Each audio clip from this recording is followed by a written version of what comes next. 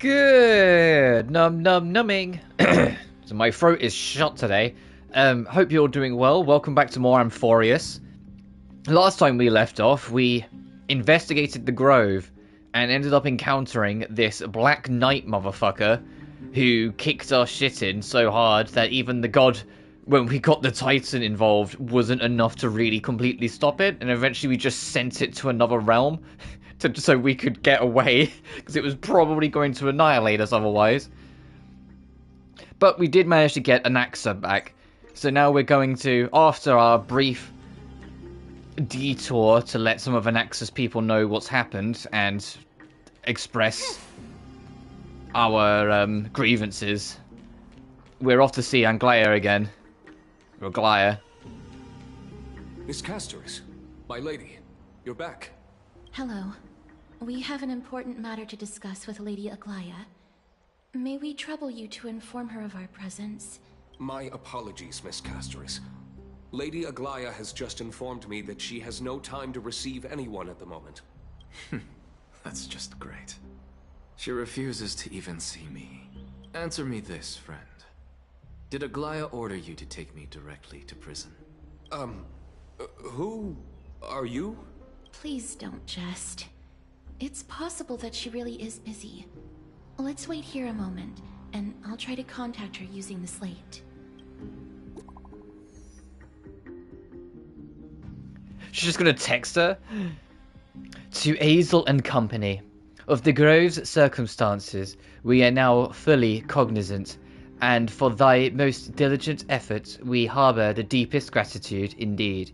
No words could adequately convey the depths of our appreciation. Alas, the Holy City presently faces sundry complications, and manifold duties command our attention, precluding us from extending proper welcome. For this oversight, we express sincere regret. Furthermore, following thy arduous voyage, rest must be prioritized. The particulars of recent events shall be deliberated upon the morrow, so it is written.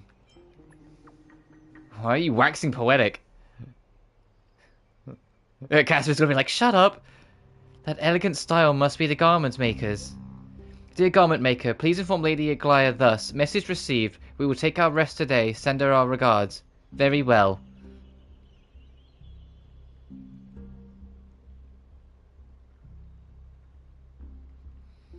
Also, Casterus' profile picture is a direct fucking profile shot. That's kind of... I think I know why. I think it's because Aglaya, they use, like... they're using her key art, and, like, Casterus' key art has only just been unveiled. Like... So, I think, like, come next patch, when anytime Casterus text, she'll actually have the proper art. But it's just funny that it's just such a direct, like, almost, like, I almost feel like if they zoomed out, she'd be T-posing. Like, just direct profile shot. It's fortunate we don't have to confront that woman while I'm hauling around this sick body.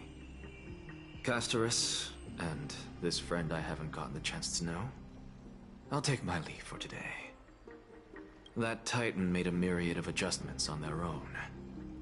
Oh, right. Takes from that. Yeah, you were kind of possessed for a minute. In this noisy city, if I can. Please be careful. Akuma isn't the Grove. This place is covered by her golden threads. I know. That woman is extremely confident I won't escape her grasp. Don't worry. As I said before, I'll mind my behavior. Miss, so many unexpected things happened on our journey to the Grove. We truly had no intention of putting you in danger, let alone face the Black Tide head-on. We made it back alive, so much for the Black Tide. Please do not underestimate the threat the Black Tide poses. The Black Tide is not just an enemy of Akuma, but all of Amphoreus. Even back when the forces of strife coveted the Holy City, their warriors still undeniably halted the Black Tide outside Castrum Krymnos. Negador's core flame now sits vacant, and the Black Tide has returned. The Grove is an academic city with the best understanding of the Black Tide. It shouldn't have fallen so easily.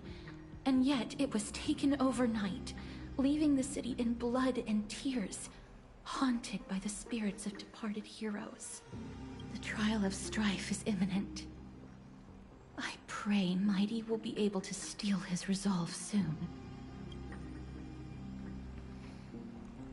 And that black-robed swordmaster. Lady Tribe once traveled across thousands of cities in Amphoreus to repel the Black Tide. But even they have no recollection of this powerful enemy in all their journeys.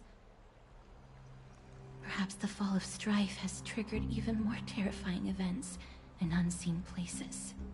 As for me, I detected a strong stench of death from that entity.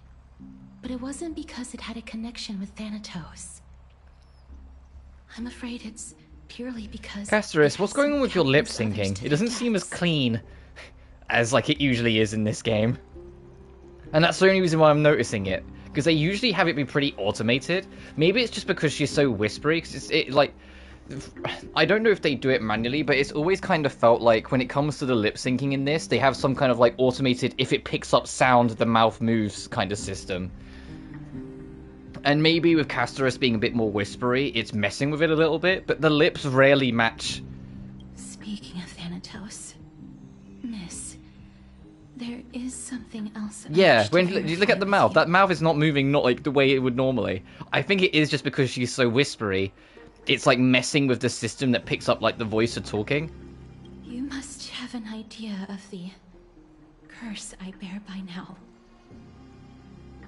I was born as the shadow of death, a poison shunned by all living beings. Yet when you caught me in the grove... Oh, she's blushing. I'm curious why you weren't affected by my power. Oh, right, yeah, we did make physical contact. I was a little distracted by everything else.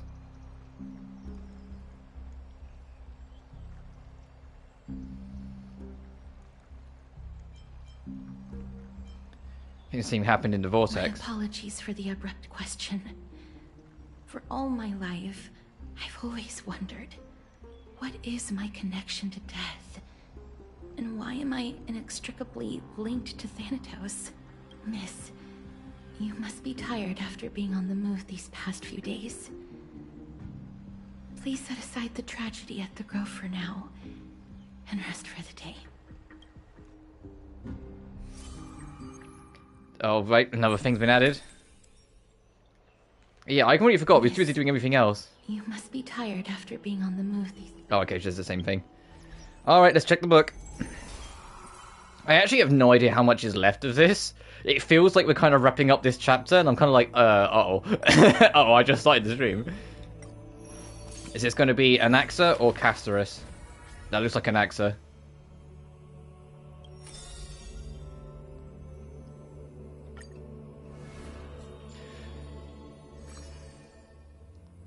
Oh, and Anaxagoras. Before meeting death, the scholar already composed his own epitaph. This person's name was seldom mentioned by others. Incomplete, just like his fate. He would sweep his own grave at the beginning of every month of reaping, staring long and hard at his stained hands. Hands that never seek the benediction of gods, accepting only the tricks and plots his brain presents. Keep your distance from that blasphemous one, lest misfortune follows you like a shadow. People warned each other thus before his lecture. In those rumors, the scholar's hubris looms foul and vile. He dares to proclaim ascendancy over gods and defy the Titan's will. But the one shouldering such slander pays little heed. His lonesome figure stands aloof, for he is always believed the gods are no greater than mortal beings such as he. Grove of Epiphany, the paradise of the wise, yet harbours one shouldering the name of a fool. He calls himself a clear-headed teacher, leading lost students, yet he rarely guides or teaches, apart from gifting a single saying. Yet, for the rest of the student's life, that saying often proves to be more valuable than gold. Pupils often praise his words as divine utterance, to which the teacher replies with sharp retort. Apart from destiny, he seems able to decipher all laws. And now, even destiny may also be within his grasp. It was not so in the beginning, as he silently recalls the past under leafy shade. Faced with the god's edict, even I cannot resist. With no guidance given, he reaches enlightenment for the first time. Yet, I sincerely believe this is not to be my destiny. That became the cause of the blasphemy. Miracles are the most conceited actions of gods. They are God's denial of humanity via might. Magic tricks are the most articulate rebuttal. They are humanity's imitation of godhood via intellect. He habitually describes the feats of mankind as magic tricks, proving that the enlightened can step beyond the boundaries of reason. But magic tricks cannot afford to fail, even after 1,000,000 times, and for that the blasphemous co-conspirers with a god. Using the final trick, they wish to create a miracle to end all miracles. Why is it? Oh, of course this is upside down, because he's blasphemous. Get it. I get it.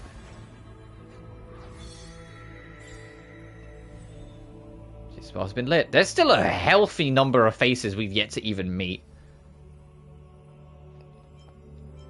So we got Finan, we got Anacia, we got Aglaya, we got Mydei, we got Castoris, and we got Trianne. I'm assuming Hyacine is going to be one of them. So there's a slot thing. Let's just pretend like there for a second. There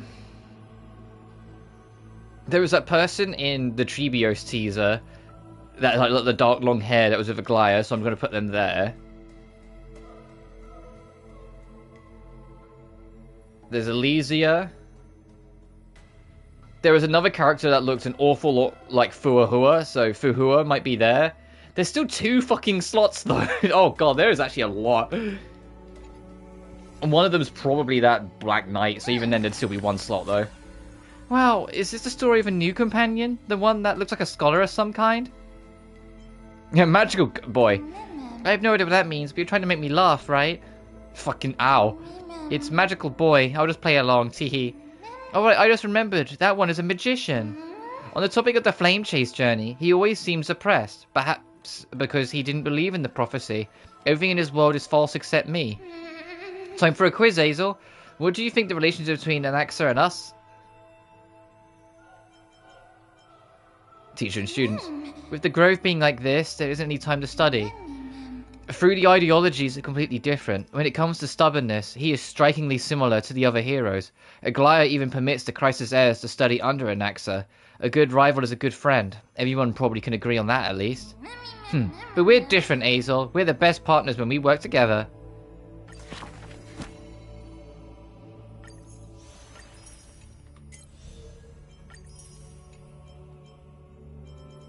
Okay, and that's the current limit then, so we're probably not getting any books, which means we probably is going to wrap up here. If it does wrap up early, there's some other small things we can do to like pass the time, because I'm not going to wrap up the stream 16 minutes in. So I had a notification I was just sorting out. We'll go back to our chamber.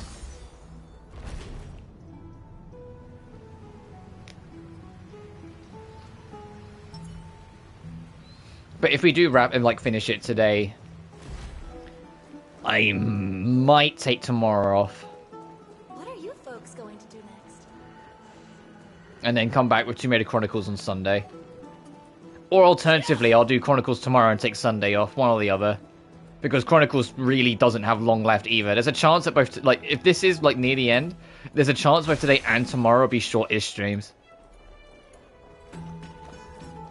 And then over the weekend, I need to start... I've been, like, procrastinating it a bit, but I need to really just sit down and start doing my note-taking for Final Fantasy V. I forgot I ain't got them this week, so I'm getting them now quickly.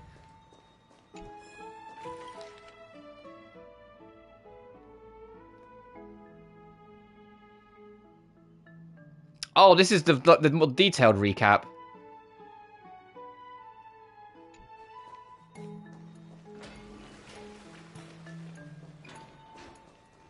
Alright, done hung. Let me warm up my vocal cords. Long time no see. I've heard about what happened from Finon. You've been through a lot. I missed you so much, my dearest friend. It seems you took things pretty hard. What were you doing while I was gone? I was organizing logs. I also asked Hyacine for some research material from the Grove. I discovered something interesting. Do you remember that Amphoreus' sky was sealed away by a titan? Aquila's presence keeps this world isolated from the rest of the world beyond the sky.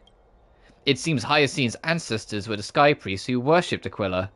Perhaps she can give us more clues to find a way back to the Astral Express.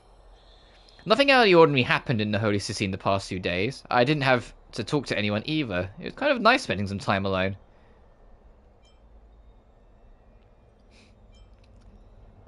Just you wait, your good times are going to end awful. I should have seen organized documents with you. I'm afraid you'd probably find the task of organizing just as awful. You look tired. You should get some sleep before we set off tomorrow. Oh, by the way, I heard some rumors. If you're going to wander around, I suggest avoiding the hot bath.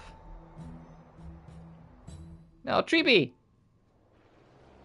Sometime before, in the Memorial Palace... Trianne? What's wrong? Is there trouble at the Grove? Yes, I sensed something. It was fleeting, but very strong. It feels like they're in some big trouble. Trianne used the Century Gate again. Can you see what's actually happening? No, it's fuzzy like always. But the enemy's aura has disappeared. Maybe they've moved to a safe place? Let's hope that it's just a false alarm. We should place our trust in her and Castris, teacher. They will keep Trianne safe. Aggie, you're talking like we're little kids. One day, Trianne will reach her limit, and Tribi will take on the role of gatekeeper from her. We are all aware of that. I am just a little concerned about her state of mind. Trianne was already unable to speak, even in short sentences when they left. We want to say a proper goodbye at the very least. I will pray with you. Thanks. And Aggie, it looks like we will need you to come with us to the baths this time to unwind. It feels like neither of us have laughed for a long while. It's time to head out with the West Wind! I wonder if that's that boss theme from the night. All right.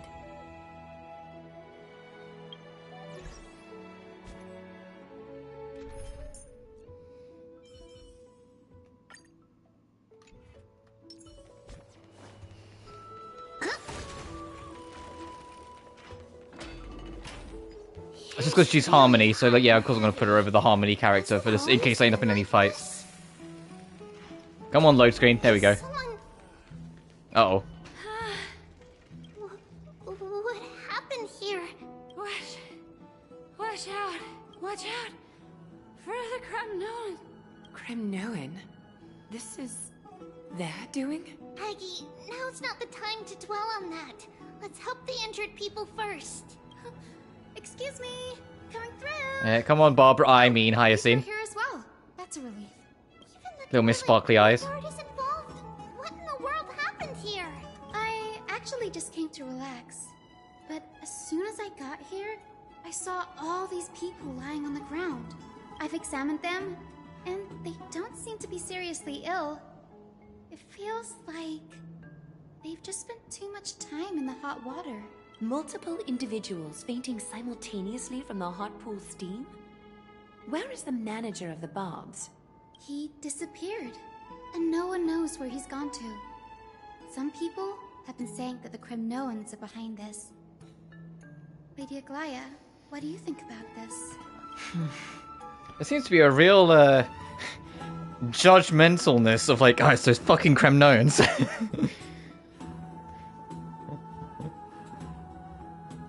They're always up to something. Are they? Are they? Are you sure? Or are you just passing blame? Let these people rest.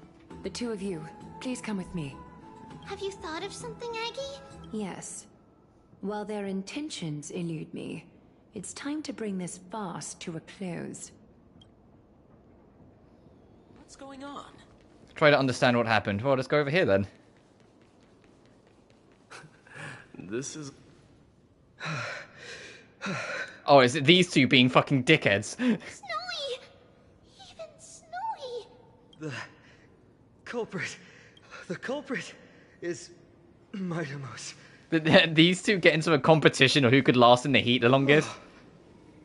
Dee, what did you do to everybody?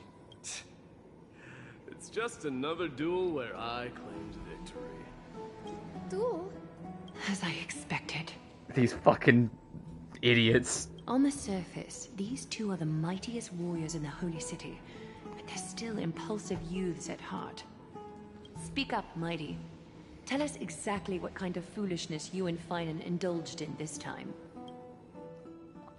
They had a competition. I already know where this went. They had a competition. They did the whole macho bro dude thing of, I can last in the hot spring, last longer than you. And Finan went, you're on, Mydei. I was like, hey, well, man, hope you're doing well. I already know how this fucking went down.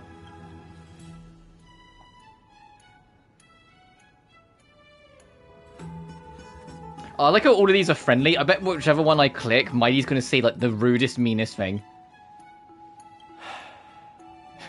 No. Yeah, I know. Sound right. Yeah, Mydei cares about his brother in arms. I'm sure it doesn't. Forget it. Am I seeing things? Is the magnificent deliverer? For fuck's sake, Mydei. Hey, are you doing, buddy? No, it doesn't sound right. Hey, dickhead, that sounds better. To be fair, Mydei, we've seen your mask slip. We know you're not like a super turbo evil edgelord all the time. We've seen that mask slip. You genuinely care for the people around you. I hope you're doing well, man. Hope you had a good day. Hope your grinding is going well with your trophies. What kind of response is that? Nothing. I was just imitating your usual response. Oh, fine. Better luck next time, buddy. I don't feel anything special from you. Have you passed the demigod trial? The ritual hasn't reopened yet. In case you forgot, it hasn't been that So it's long only since have I pulled my you out of the trial. Rise stuff left. Oh, Fez. I didn't forget. Then, you're welcome. In twilight's last gleam, Makima stands bold. Her walls sturdy. For those who missed the admittedly shorterish stream yesterday, essentially we went to the Grove to figure out what's going on and try and get help from the academia there. The Grove was infested by the Black Tide, which is basically like the plague slowly consuming Amphoreus. There was seemingly no survivors. There was 2 Titans there, Circes and Menezia, the old lovers of past. There's a story mode. Usually you can't skip cutscenes. Oh, fair. And through those Titans, we got to learn a bit more. We also met Anaxia, who, if you know Al-Hytham and Genshin, think Al-Hytham. Is very similar personalities. Very fucking similar. Both super academic scholars that think a little too highly of themselves. But unfortunately, just smart enough that they can kind of get away with that arrogance, so they kind of annoy you a little bit. But we also encountered, who I think is Alicia's killer in Honkai Star Rail, this black-robed being that we had a boss fight against and kicked our shit in. And then a god got involved to help us fight, and it then kicks our shit in. So we had to have Trianne, I don't remember which tribute it was, open one of the portal gates to basically warp that bitch somewhere else because it was going to kill us all otherwise. Even Castorus couldn't stand a chance against it. The only other extra detail we learned is that there was a point during it where Castorus fell back and Stell caught her, and, you know, didn't die immediately, because once again, Castorus being the embodiment of, or like a shadow of death, anything makes any kind of physical contact with her whatsoever, they die. Stell caught Castorus and, you know, isn't dead. And Castorus even questioned it. She blushed as she asked, because she was like, hey, you caught me? Like, physical contact? Like, what? And you're still breathing. And also, yeah, Finon failed the trial, but we learned that the stream before it. Dreaming of her fruitful gardens, pilgrims arrive from distant lands. Figs and olives, oh so grand. Yet little do they know that they will step into flames. And we're currently doing one of those, like, detour bits of the story that they've been doing since, Penacony, where you take control of another character to see what's going on from their perspective at the time. We're now playing as, Triby. I just felt like reciting a few lines of poetry. Surely the Crown Prince of Kremnos knows how to appreciate poetry, right? Kremnoans steer clear of such weak literature. But my library doesn't lack collections of this kind. These lines express the poet's yearning for their home, just as Akuma is distant from many people's homes. And I'm also noticing that Finon isn't as, like, bubbly, optimistic, kind of, like, positive going as he was before the trial. I know the trial's, like, knocked a little, like, ego out of him. Not that I thought that, like, he was egotistical, but you know what I mean. Like, it's knocked his morale a little bit. But I also am, like, constantly on, like, the suspicious side of, like, is he gonna become the Kevin I know? You know?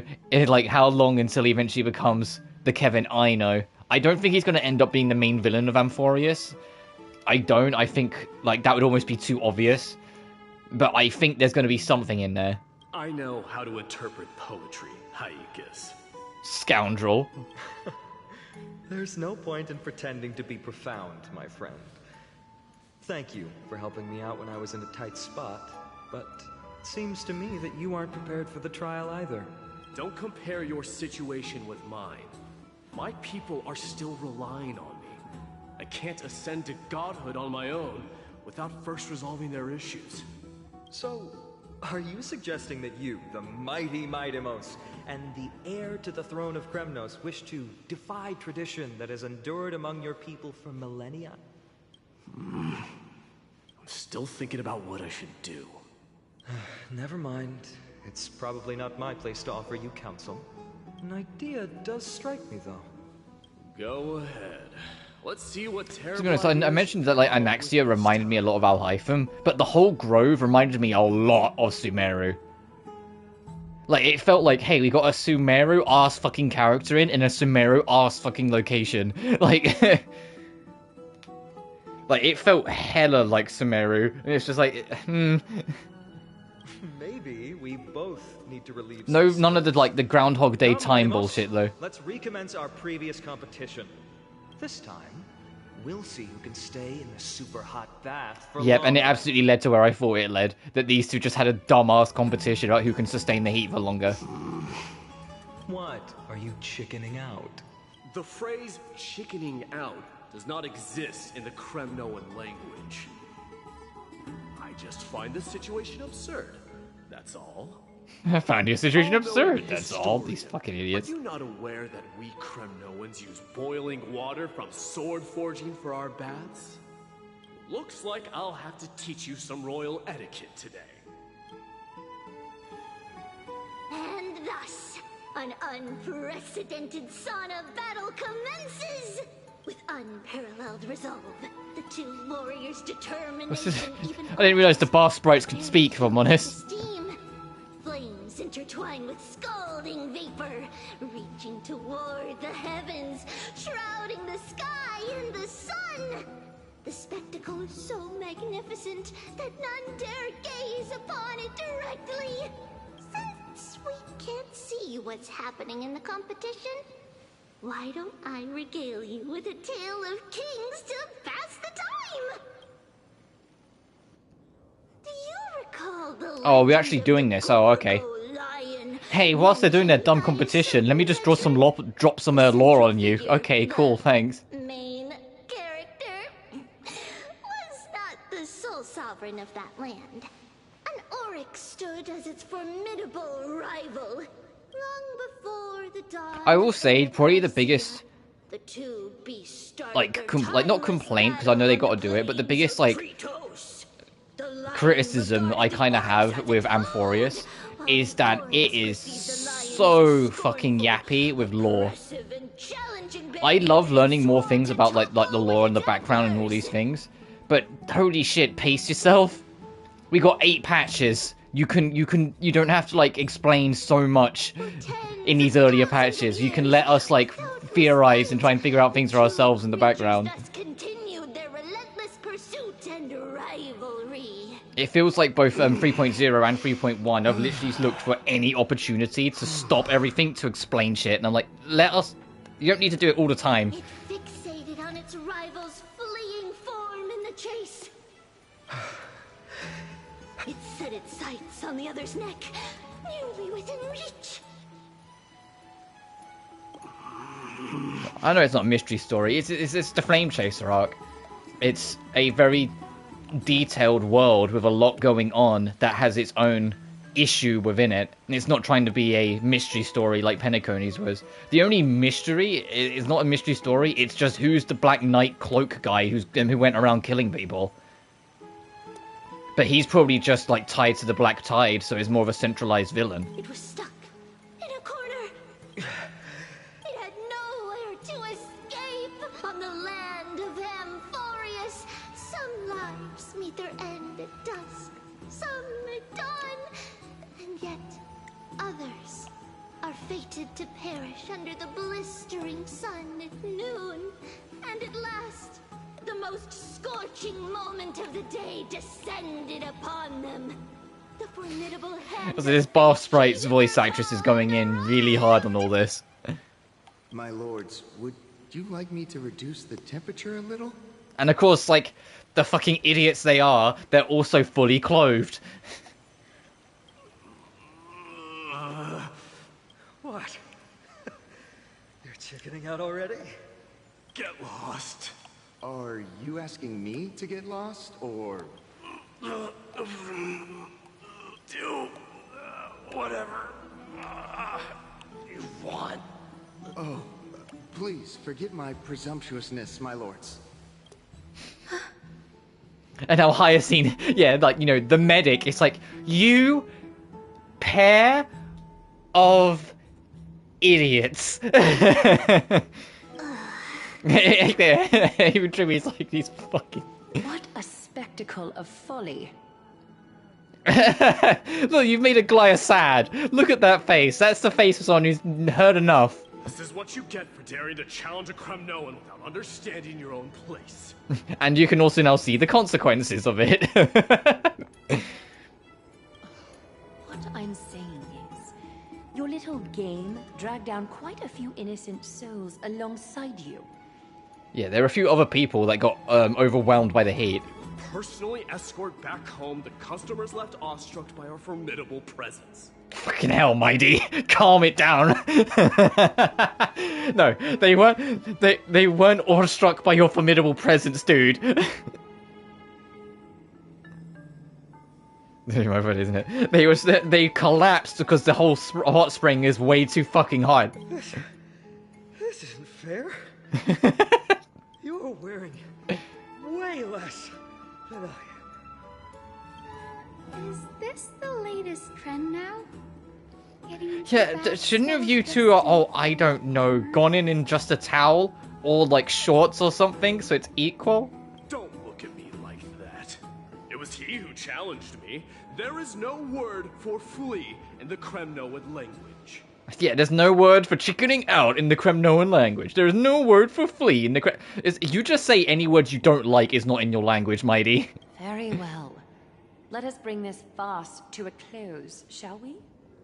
Yeah, Aglaya is just like the really upset, like, mother who has to look after her 2 boys that won't stop fucking fighting. After recovery, Final and Mydei escorted the fainted bathers away from the scene. Or beavers. This time, Furina narrowly triumphed with a stunning 27-25 victory in terms of number of trips safely escorted. That means there was 52 fucking people that collapsed because of their stupid competition. Complete with obstacles. These... Oh... But thanks to those two, all the gloom has vanished into thin air. Oh, we just had quite the commotion. It's not every day we find the Memorial Palace this serene. Shall we continue with our previous plans? Hyacinth, would you And of care to course they join made us? trying to help people a fucking competition as well. Do they just like wake up every day only thinking about how they're going to compete with each other? Such an empty bath is indeed a rare sight. Is it like the fucking horror game twins from Data Life, where it's like all they ever fucking do is challenge each other to different shit to see who comes out on top of one other randomly super fucking obscure little thing? I was looking forward to unwinding after work. I'd be delighted to accept your invitation, Lady Treeby. How about we go to the biggest bath? Oh, the royal bath. Let me check. The water temperature feels just perfect. So, how is the feeling of having the entire bath to yourselves? Aww. So good. Now they all look like Greek goddesses. Like, what do you mean? Like, Aglaia already looks like a Greek goddess, but now all of them look like divine, like, Greek statued beings, you know? Also, are, like, the grapes and the purple drink supposed to be like a... Hey, they're not drinking wine, wink wink, because age ratings, but you know what it's supposed to be. Because you can have characters being intoxicated and or drunk, but you can't have characters like showing them drinking alcohol until it's above a certain age rating. But, Lady Treeby, aren't you going to soak in the bath with us? We will have to pass. After all, we've become children. Meaning what? You'll fucking sink? Is it that deep? Please understand that she can no longer endure the heat of this. Oh, pool due to right, the because blessings it's of more Gaia. sensitive skin. The water's hot. Got it. I was just like, what the fuck? What, you gonna sink in it? Like, is the water too deep? No, I was completely misunderstanding that. No, baby skin's soft and tender and weak. Oh, And Hyacinth, you should know this because you're, you know, medically trained. You're a medical professional. You should have an understanding of like skin and how it can and how things can affect them. Are you curious about us, Hyacinth? I am, but something tells me that it might be better to change the topic. Don't get all nervous. It's not something we can't discuss.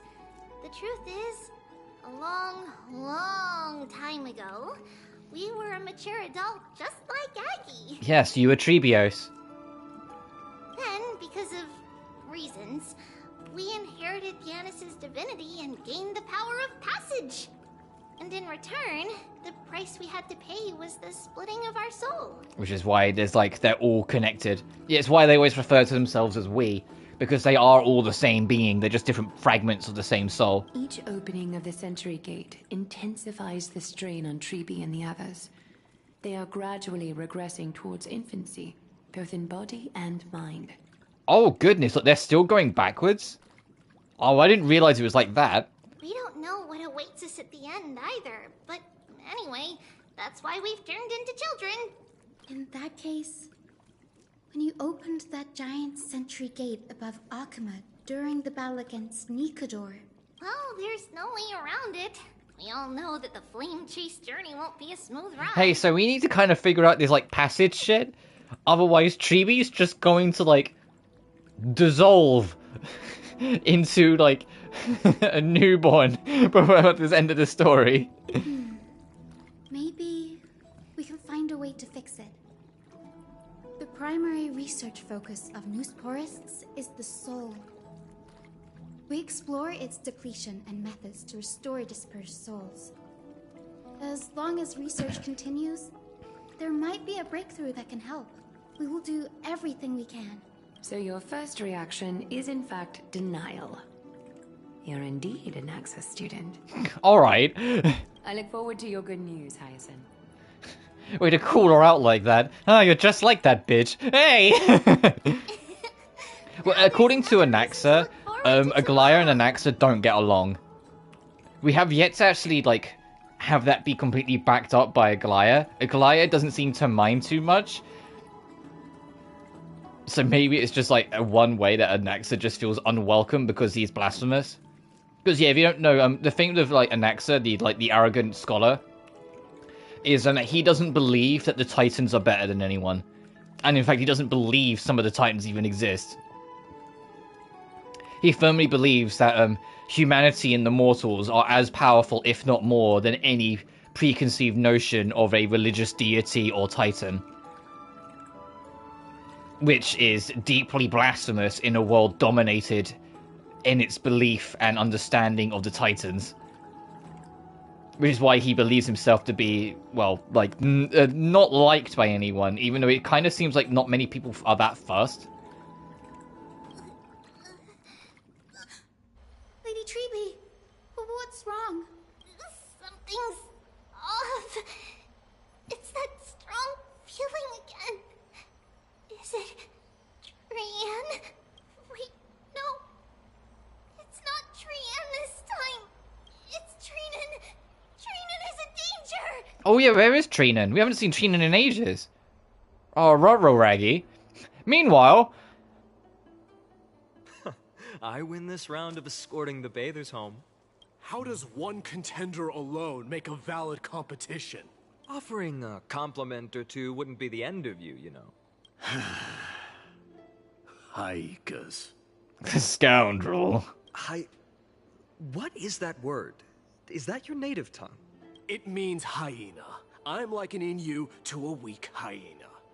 By the way, you emphasized the completely wrong syllable. Oh, fucking hell, Mydei. Would it hurt to lower your guard an inch? Rarely heard you talk in the ancient tongue of Kremnos. It's because I'm not exactly a master at it either. I can listen and read just fine, but when it comes to writing... You can write? You speak as if you don't have a brain. Mydei. These two are so brother... Like, these brothers... They're not even brothers, but they fucking act like it, are such dickheads. I kinda love them.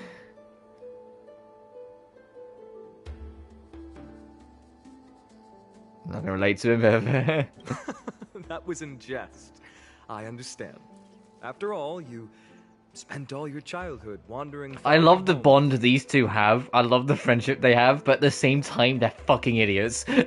Worry about yourself first, deliverer. I know to be H You first. also never mention your hometown, apart from when you need to introduce yourself. Well, it's because there isn't much to say. Ides Elysiae is simply a tiny village that disappeared many years ago in the flames of war. The only times I get to see it are in my dreams, and in the trial from the Lance of Fury. I knew it. Yes, I saw it all. Oh, that's why he failed the trial. When he went in, they showed him his home being destroyed. And all of his friends and family being murdered. Yeah, I think I would lose my focus too. Don't worry, Finan, I think that's valid. A blood-red half-sun hung in the sky, just like on that day. And before my eyes, that murderer killed Cyrene.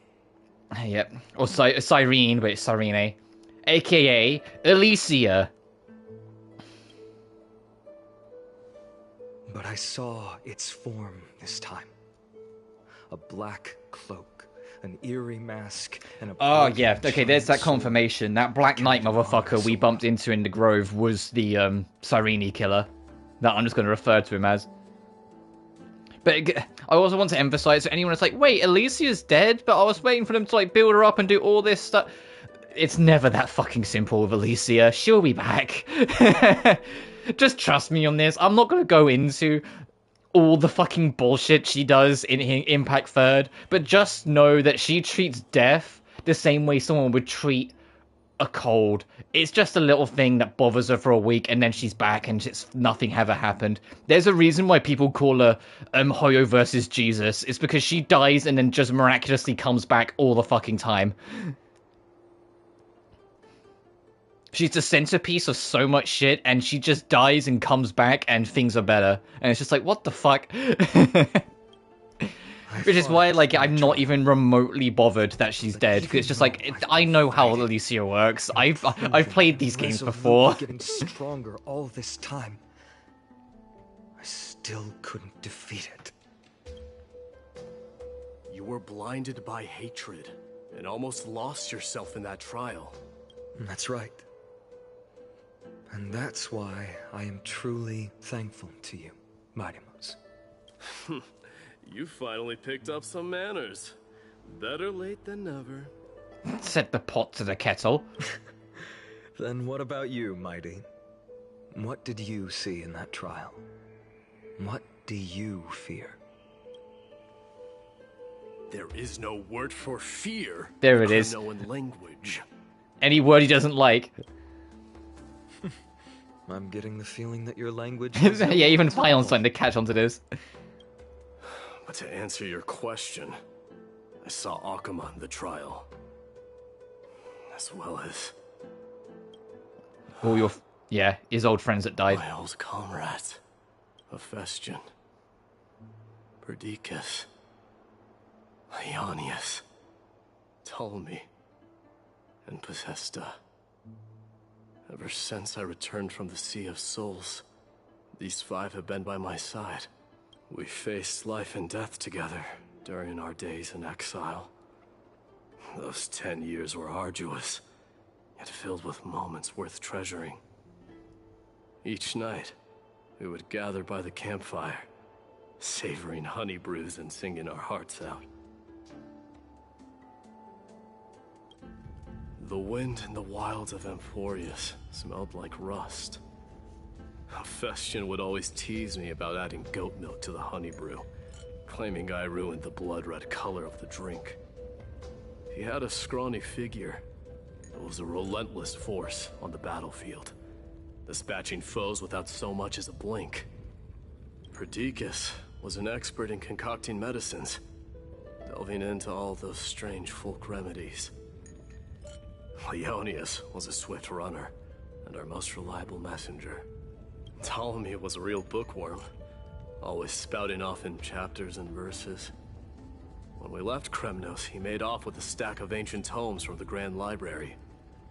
Not like it mattered, as my family owns the library. And then there was Possesta. He was the silent type, but a truly masterful musician. This is the first time I've heard you mention these five. And their names. They died on the battlefield before the Kremnoan detachment managed to join Akuma. Perdiccas was the first to go. He was shot in the stomach by a poisonous arrow from the people of Ladon in the second month of cultivation. In the end, his remedies mended all but himself. Mightymouse, do not mourn. I have achieved honor by bestowing a noble death upon the enemy. Leonius died in the 5th winter. Idonia's snowstorm lasted 3 full months. On the night of the fiercest storm, our foes launched their assault. Idonia? Is that the city Castorus used to live in? Yes. Those zealots were as fearless as Kremnoans in the face of death, but they lacked respect for honor. They cornered us in the bottomless swamp. Leonius covered for our retreat. They cut his legs off. He vanished into the mire of a foreign land, his body never to be recovered. This is perfect. Mighty Most, I can finally deliver the news of you ascending the throne to the Netherrealm. 20 dusks later, we finally breached the walls of Idonia and entertained the usurper's plea for peace. However, the rebels refused to surrender and set up an ambush within the city. Ptolemy and his cavalry met their end before they could even relish our triumph. Those obelisks that collapsed after being set on fire became their final resting place. Mighty Most, please tell my family.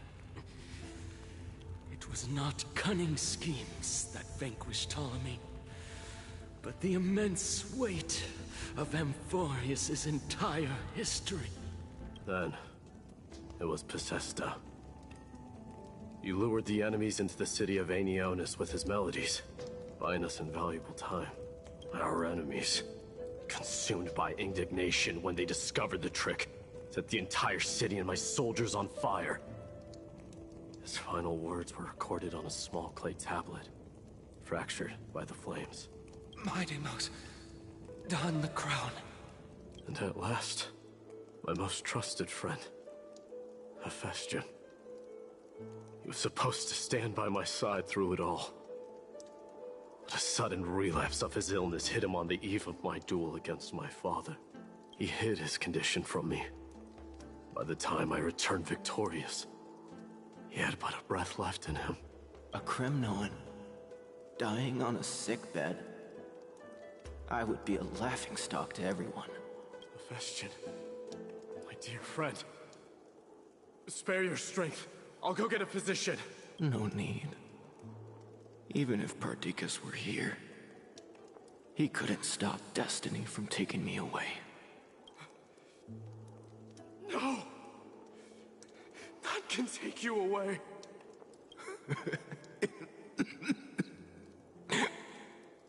Mighty Most, our king, do not shed tears for me. It's not befitting of your status. Farewell, my dear friend. You must lead us back home. What a grave trial indeed. Now I understand why you see immortality as a defect, or even a curse. My father threw me into the Sea of Souls to break the wheel of karma. But little did he realize it would grant me an immortal body and summon a fated revenge on his head. Following his demise, I considered leading my people back to our homeland. Kremnos had already turned it into a wasteland. Only darkness and insanity thrived there. Against the dissent of many, Kratos included. I made the Kremnoan detachment stay in Akama. But I know that their glory will never be doused out. The instant of strife shall inevitably arrive. If you take over Nikodor, then you must begin the journey back to your homeland. So, you hesitate because you think leaving your people in the Holy City is a better choice? I don't know. But I have never been crowned. And those 5 were never endowed with any titles. None is aware of their glory. Your predicament is truly complicated. I don't know how I can give you any useful advice. Maybe you could seek counsel from more peoples, such as the Grand Craftsman. Cartonis' peoples seem to have been through comparable dilemmas. And that teacher of yours, Kratos?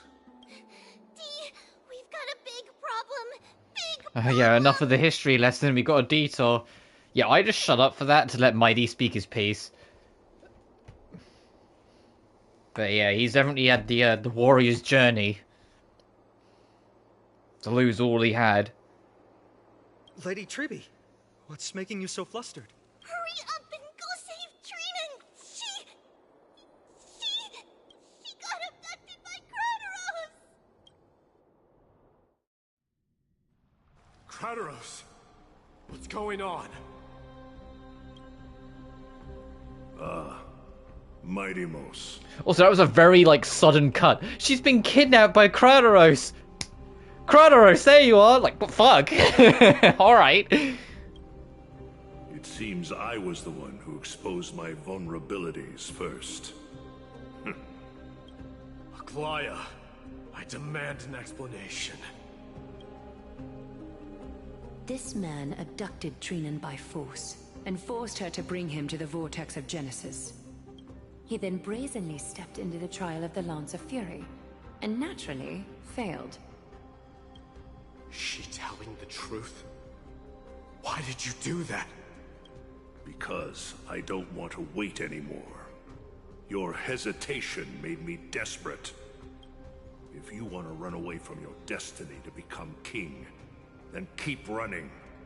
Someone will eventually stand up and fill in the gap left by strife.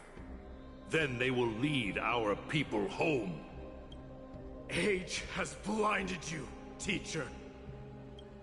Can't you see that I'm hesitating because of this very recklessness seared into your blood? Crateros, do you truly believe you're worthy of entering the trial? To blaspheme against the prophecy? Does the mission we Chrysos as bear seem like child's play to you? Do you know how the Kremnoans see you, Aglaya? You're a hypocrite and a megalomaniac. The prophecy of Genesis and the Flame Chase journey are just excuses for you to seize power. Silence, Crateros. Do you even know what you're saying? Are you defending this woman, Mydei? How many wars did people start because of her and her so-called prophecy? How many cities fell in the past millennium? Their people massacring each other.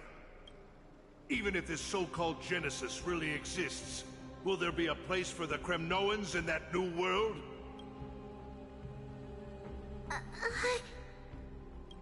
Are you done talking? By agreement between the Chrysos heirs and the Council of Elders, those who trespass upon the Vortex of Genesis need not be tried by the Council. I am allowed to pass judgment alone. AKA, she can kill you if she wants. Crateros, your actions are unforgivable. I hereby sentence you. Aggie, wait! We have a proposal! Someone has to resolve this conflict between the cities. Lord Crateros did not use violence to harm us. We can sense that his anxiety stems from his concern for his people's future. Please, Aglaya, hear us out first. I'm listening.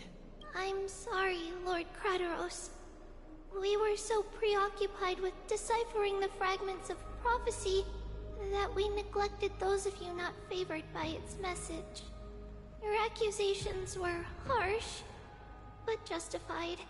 We wish to earn your trust, and those of the Kremnoans.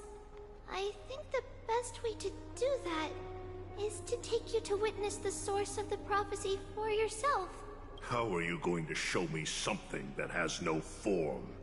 You've heard about that Outlander, right? She has Hey, that's somehow me. made a connection with Orynyx and can completely replicate scenes from the past. We will ask for her aid. Tomorrow, at the Abyss of Fate in the Temple of Yanisopolis, we will show you everything from that distant memory, Crateros. A fair proposal. I accept. Until then, you will be stripped of your freedom. That is my one condition, and I will brook no argument.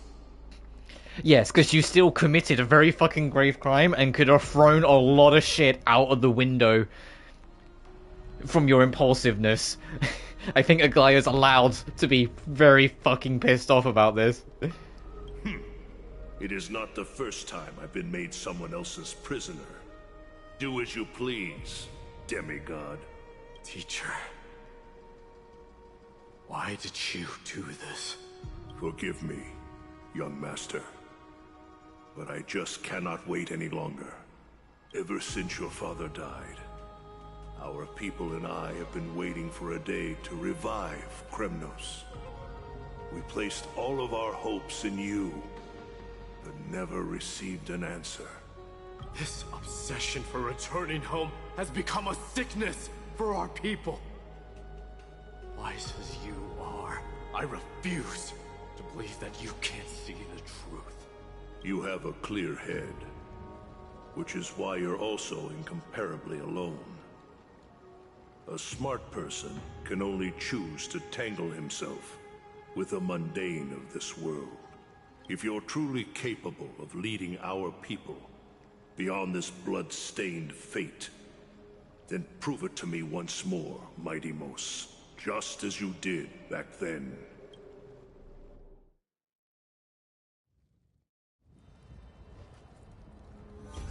A fierce fighter. I did not expect such heroism from a So is this the Tribe chapter or the Mighty chapter 2? We took control of Tribe and 90% of this has been about Mighty. I'm not complaining. I think Mighty is one of the more interesting characters in Amphoreus. But at the same time, I'm like, hey, this was supposed to be about Tribe and we've done, like, we spent like 5 seconds of Tribe. All the rest of this has been Mighty.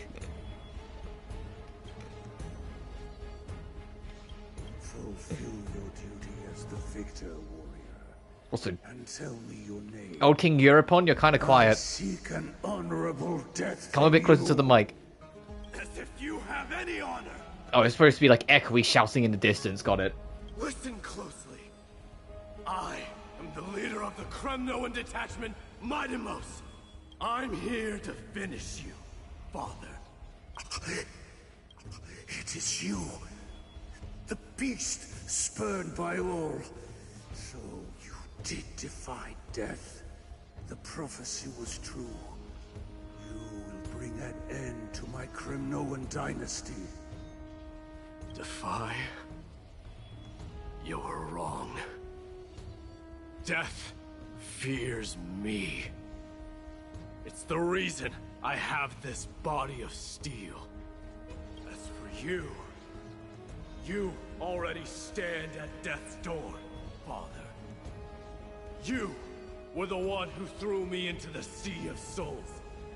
The one who tried in vain to enslave a Titan. And the one who desecrated the body of a god. Haikis! You're a weak king. So weak that even the lowliest hyena is a more noble existence than you. And now, fate's reckoning is upon you. Then swing your blade. Take my crown. Coronate yourself with an old king's blood and inherit it all. Become the new rightful king of Kremnos. No. I don't want the crown. Listen. If there's only one end for the kings of Kremnos, then the crown means nothing to me. All I want is your life. To avenge Mother and my comrades. But the walls of Kremnos will not fall with me. Do you truly think you can escape fate's grasp, my son?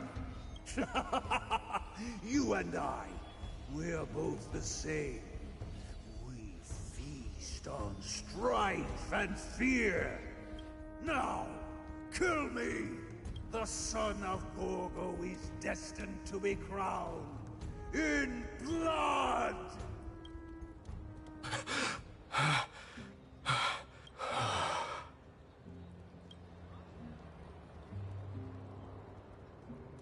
Kratos. He said the Grand Craftsman Cartonus might have some suggestions. Might as well go see him. Grand Craftsman. Once again, instant, like, cut across because we're supposed to be in Tribe's chapter, so they can't be like, oh yeah, now just play as Mighty for a second. No. King of Kremnos it is. That you would come, I knew. You knew I was coming? Your matters, I've heard. The path forward you seek. Many questions you have. But before that, take this. What's this? A signet ring. For the King of Kremnos. Belonged to your mother. Recast and restore it. I did. What? Mother threw it into the Sea of Souls. A long time to fish out it took. Very fortunate we were. I can hardly imagine how much patience and courage it must have taken to find such a small signet ring in the Sea of Souls. I owe you one. Gratitude there is no need for. Repayment for saving me, this is. Questions you bring with you. Ask, now. Fate I've always denied. It's finally caught up to me. By all rights, I should accept Strife's authority. It would make everyone happy. The Chrysos heirs, the Council of Elders, the Kremnoans. Even the bards who will write it all into song. Yet hesitate still you do. Hesitate, why do you, young king? Because of my people. Be they men, women, the elderly or children. The hearts of all Kremnoans yearn for home. They've all been waiting for this day. For the day their king returns. Children of Strife would then be able to go home and embrace the old traditions. Never mind that most of them have only ever been heard in these so-called traditions and song. They would then gather around their king and throw themselves into battle. This is not a good thing, you believe. The Kremnoans have been trapped in a cycle of bloodshed for the past 1,000 years. They seek vengeance, start wars, become prosperous, and decline. How much innocent blood flowed into the River of Souls in all those years? How many needless sacrifices could we have avoided? I accept that fate and become the totem of strife that lead my people into repeating the same mistakes. Then of course I would be terrified. I'd be terrified of becoming king. A different kind of Kremnoan you truly are.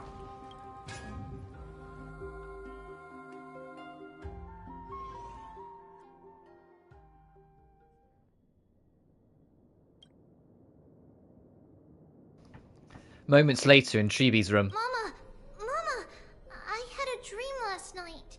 Oh, now what did you dream about, my darling Trebios?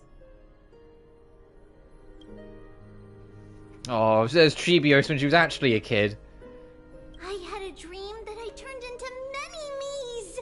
Then Oh, Trebios. Oh, if only you knew. and made the stars into our sails. Then we floated on the ocean and let the wind blow us in any direction it wanted. Well, that sounds like a lovely dream. Yeah. The ocean and the sky were really, really dark. But there were so many of me that I wasn't scared at all, because we'd all sing together. The ocean wind blew us onto an island where the wind tasted like flowers. There were bleating sheep and chirping birds inviting us to be their guests. There were so many animals on the island, but none of them ever fought. Giannis's holy maidens can receive guidance from the God of Passages. Perhaps what you saw in your dream is a divine land somewhere in Amphoreus. You think so?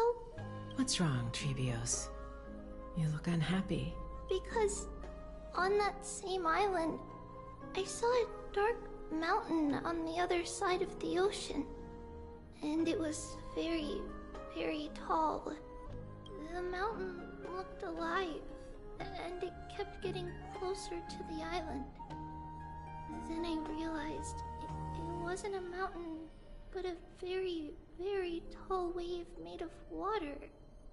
When the wave smashed against the island, it looked like it was going to eat the island up. The small animals tried to chase it away, but they couldn't stop it. Then there was a bang and I woke up. A dark wave. Mama, does something that scary exist in real life? Yes. Unfortunately, it does exist in Amphoreus. But it's very far away from our temple. We call it the Black Tide, though it has nothing to do with water. It has no shape or form, but it can swallow up animals, humans, and even titans, turning them all into monsters. Oh, the Black Tide is a baddie.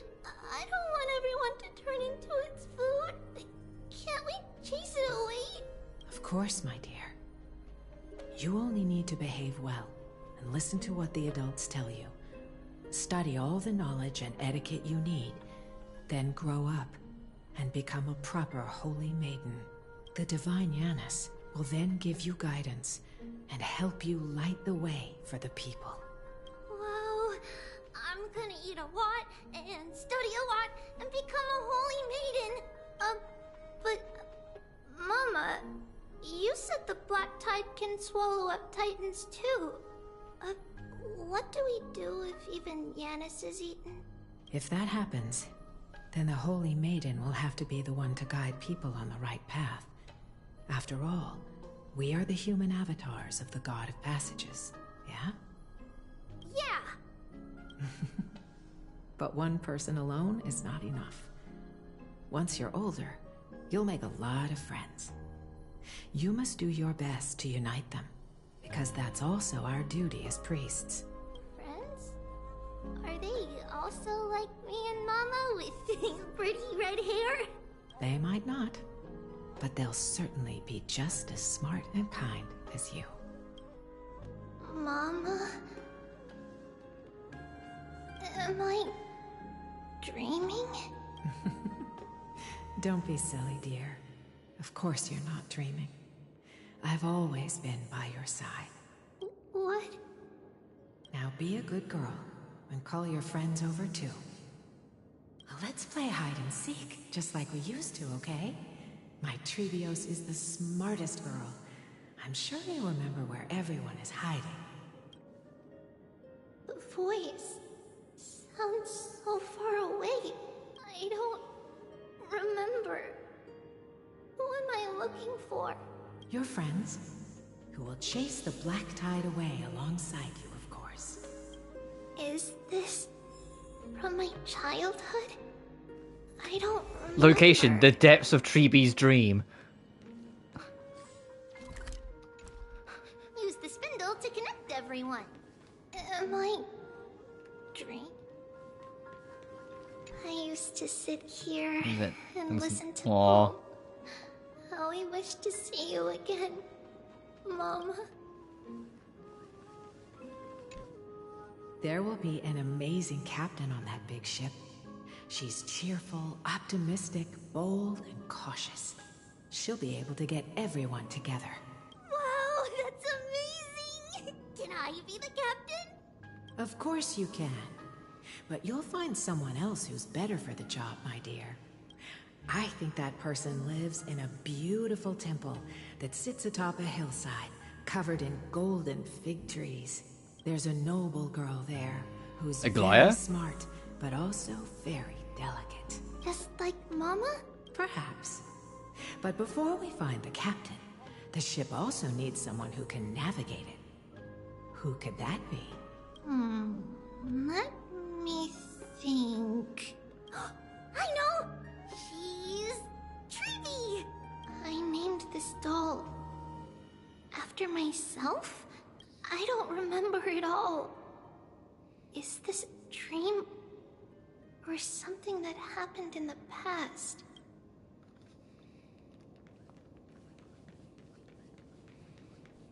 It's packed full. Mama must have left. Oh god, yeah, all these writing scribes. All the words are blurred out. Could it be that my memory is fading? Bad chest! You can't lock me away! Is this going to be Trianne? Why is this doll inside a chest? It's holding a... Oh fuck, it's got a knife! Why? Many years later, many brave warriors will board this ship. They're skilled combatants who fear no danger. Ooh, I can learn how to fight too and protect everybody! Silly girl. You're Yanisopoulos' holy maiden. It's not your duty to fight. There will be many others to protect you. Alright. Then where will they come from? I believe one warrior hails from a lovely village where bulrushes flourish, while another comes from a magnificent royal city. Though each has their own troubles, both are ready to lend their strength for the ship's long voyage. In that case, let Trianne fight by their side.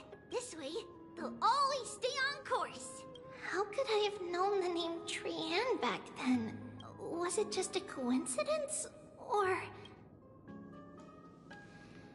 No, it wasn't a coinky dink. It was you were playing the hand of fate and you didn't even realize it. A blackboard? And what is that drawing? Doesn't ring a bell at all. Perhaps it's just a childhood doodle. Childhood doodle? Childhood doodles do not fucking look like diagrams. That looks like a fucking rocket ship. When navigating at sea, you need to know both astronomy and geography.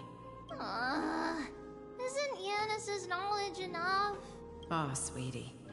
The ocean isn't like the land. It's easy to get lost. That's why it's important to learn to recognize the miracle of Aquila. Alright. Even though my brain is already super duper smart, I'll still try my very best. Circe also favors children who try their best. They will send a wise scholar as everyone's teacher to help you reach your dreams. I want to be a teacher too! Oh, wait. I'm super duper smart. So I want to be the teacher's teacher! Why not? But if you're going to be a teacher, you might need to tone down that hyper energy of yours. Which leads to Trianne, the much more reserved one. And Trianne can do it! Or Trianne. She's well behaved and would make a great teacher. Mama and the others always said that I had a great memory. But now, I can't even tell if this is a memory or a dream. Come, let's line them up. Is there anything else in this room before I go back? There's still more to do.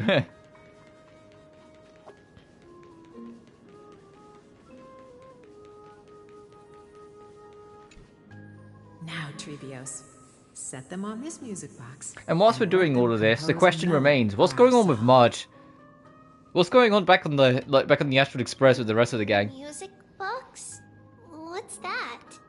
And when are the events going on outside of Amphoreus going to start to merge with the story going on within? Sweetheart, are you still groggy from your nap? You invented it. I invented it? What does it do? Oh, my lovely Trebi. You're usually so bright. What's gotten into you today? Well, you might as well see for yourself. Put your good friends on it and see the wonders it can do. Put the dolls on. It's rotating. And I can hear something. That's right. It's a music box. If you place the dolls in the right spots, it will start rotating and play beautiful music. Out of all your inventions, this one is my favorite.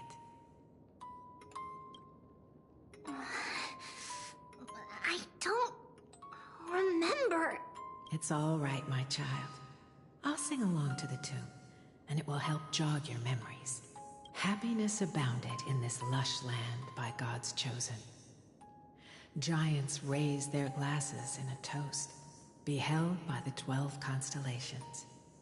3 carved the heavens and the earth. 3 wove the threads of fate. 3 molded life with their hands, and 3 guided calamity's gate. They declared the world too unstirring, hence wished endless laughter upon the living. Thus you and I were created, with words and song to weave, and love and intimacy to give. Thus creation was complete. Who then will bear the weight of humanity's souls, to lighten the steps of the living as a whole? O great Kephale, all-knowing Father of stature so tall, yet low does their gaze willingly fall. With light of dawn heavy upon their shoulders, golden blood spills unto the land, converging into a boiling river that flows to the heroic heirs of this world.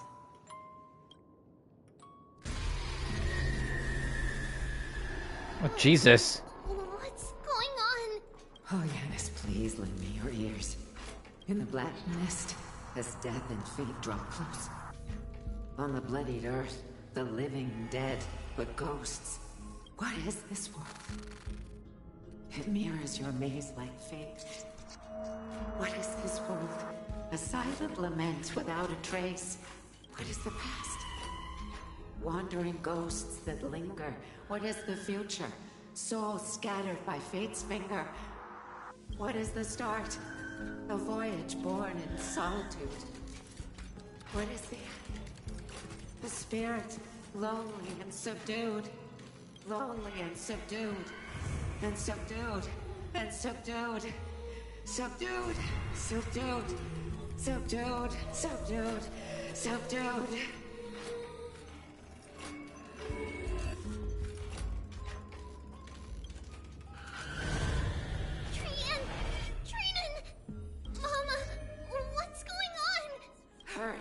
Run! Trios, run! The black tide has arrived! Where can I go? That took a fucking turn. Oh, I got mission objective. Run, run, run, run, run, run, run. The dream carries us back to memories of fading time, and the dream mirrors the profound fears within our hearts.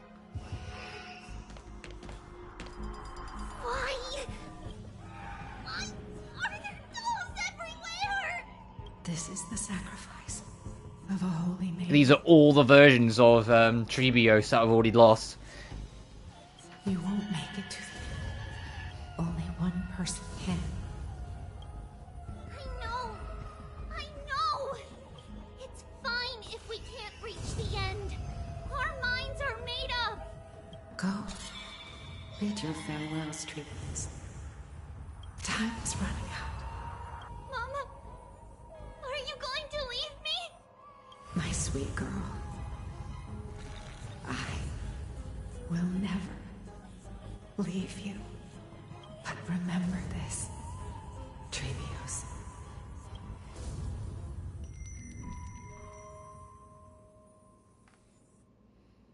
All shall bid farewell to one, and that person alone will witness the miracle. Only one shall live till the end, and they alone will witness Era Nova. Since your mind is made up, then traverse the black tide and dispel the fog for Amphoreus. I shall see you tomorrow, my dearest Trebios.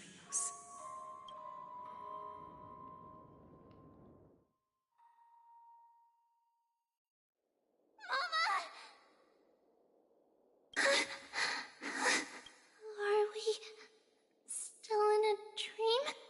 Did you have a nightmare? Maybe. But it's been a long time since we had any dreams. It's not yet the entry hour. You still have plenty of time to rest. No. Our heart is still racing. It must be that reckless Kremnoan soldier who startled Trianne. And you as well. If you want, I can pass through his chest. Aglaya, I get it. You want him dead. You want him dead for his crimes, but ease. Maggie, cut it out with the scary talk. I'm just kidding. If I were serious, I wouldn't have waited until now. Aglaya! Do you want to talk about the dream? Keeping it bottled up is not good for your health. We had a dream about Mama. The dream itself was nothing. It's just the timing that feels a bit unsettling. You mean... It's Trianne. Even if we refrain from ever using the power of the Century Gate again, her soul continues to slowly drift away from her body. There isn't much time left.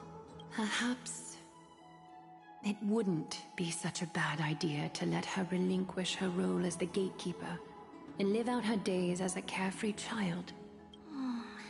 You have a point, Aggie, but our decision has already been made on that matter. I believe there's still another way. Souls will be spent until they dissolve into dust. Such is our fate. Once we had a whole and connected body. If that body were a tree, and its trunk and branches would share the same fate, decaying at the same pace. Now, we are fragmented into numerous selves. Despite the absence of a trunk, we are offered another possibility. We can choose how our branches will perish in a way that is most beneficial to the flame chase journey. Compared with saying farewell to one person, watching many fade away before me is even more sorrowful. But advancing is the destined end of Yanis's trial. There's no retreat in our path. Don't feel sad about saying goodbye to us.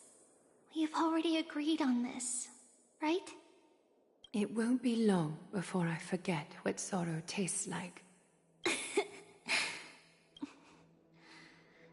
So, what would you like for breakfast, Aggie? What? Where did that come from? After all this talking, we're feeling a bit hungry. Plus, it's nearly the entry hour now. Do you remember when we first met, Aggie? You were still a little one, and we caught you secretly eating oatmeal late at night. While my emotions might be fading, those memories are still as vivid as ever, teacher. Please, let me do it. What would you like to eat? It's fine! Leave it to us. You should rest for now. It won't take long, and we'll call you when it's done. In that case, thank you. Then, see you tomorrow, Aggie.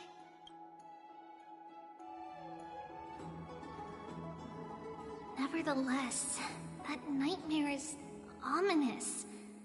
Memories are slipping away, even the image of Mama. Just as expected, another trip must be made into the abyss of fate. Hopefully Orynyx will be willing to help us.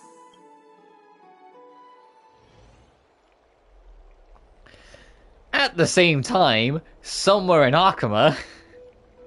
Oh, hello, Anaxia. Alright, let's see what this motherfucker's gonna be like. Long time no see, Professor Anaxa. Who are you? It's been a while. I'm the one who once overthrew the entire classroom in that spiritual physics lecture. Oh, it's you. No way. Do you really still remember that, Professor? I remember that glib tongue of yours. What brings you here? Surely you're not here to reminisce. You could tell. Of course. You only beat around the bush when you have a hidden agenda. That's not true. I'm here to seek enlightenment, as always. Could you please teach me everything you know about the black-robed swordmaster? Rumors sure travel fast. Unfortunately, I too know nothing about it. I can only tell you that it is clad in a black robe and wields a greatsword. At least, I was gonna say, is it a great sword? Like a great sword. It's shaped like one of those like curved blades. Half sun. You know the ones I mean, where it's shaped like a crescent moon. It's just fucking huge. And a peculiar dagger resembling a crescent moon. That crescent moon. A scimitar, yeah. By the way, take this with you. I got it from the sneak attack. It's yours now. Oh, I was right. It is this thing. The one who torched ID's Elysium. Oh, Finon was looking here. There's a lot of the black robed guy. As much as I understand where you're going, Anaxa and the black robed guy were in the same room when we first met the black robed guy. Don't try to be a hero. No one in Akuma stands. I'm not saying like fantasy bullshit can't intervene, but I'm just saying it's unlikely. Is that what the Titan said as well? Because Anaxa was passed out, about to be murdered by the black-robed guy when we broke into the scene. And it was only because Cersei's possessed Anaxa's body. Maybe there's two? I mean, maybe. It could be the whole thing, the other one has the other eye covered. But at least for now. Not at first. But the god relented after having had a taste of its power. Even with the god possessing me, I couldn't fight against that blade.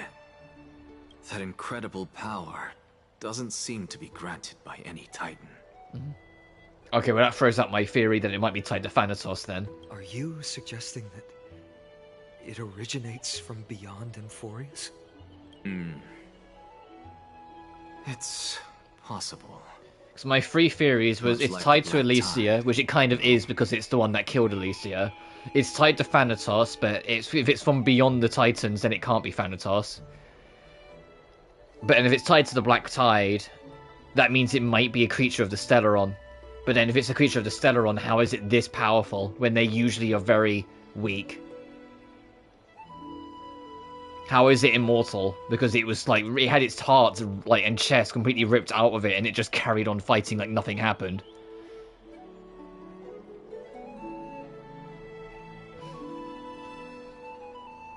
Nonetheless, it's an enemy we must overcome.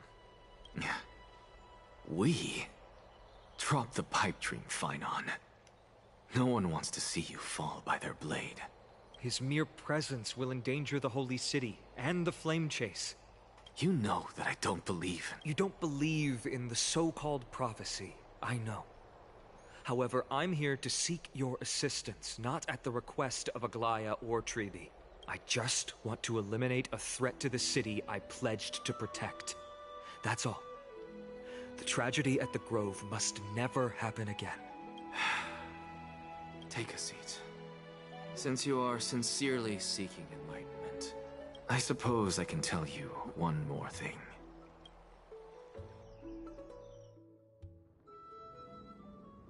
Fucking soon after, in the Abyss of Fate... Trianne? What's wrong, Trianne? Nothing.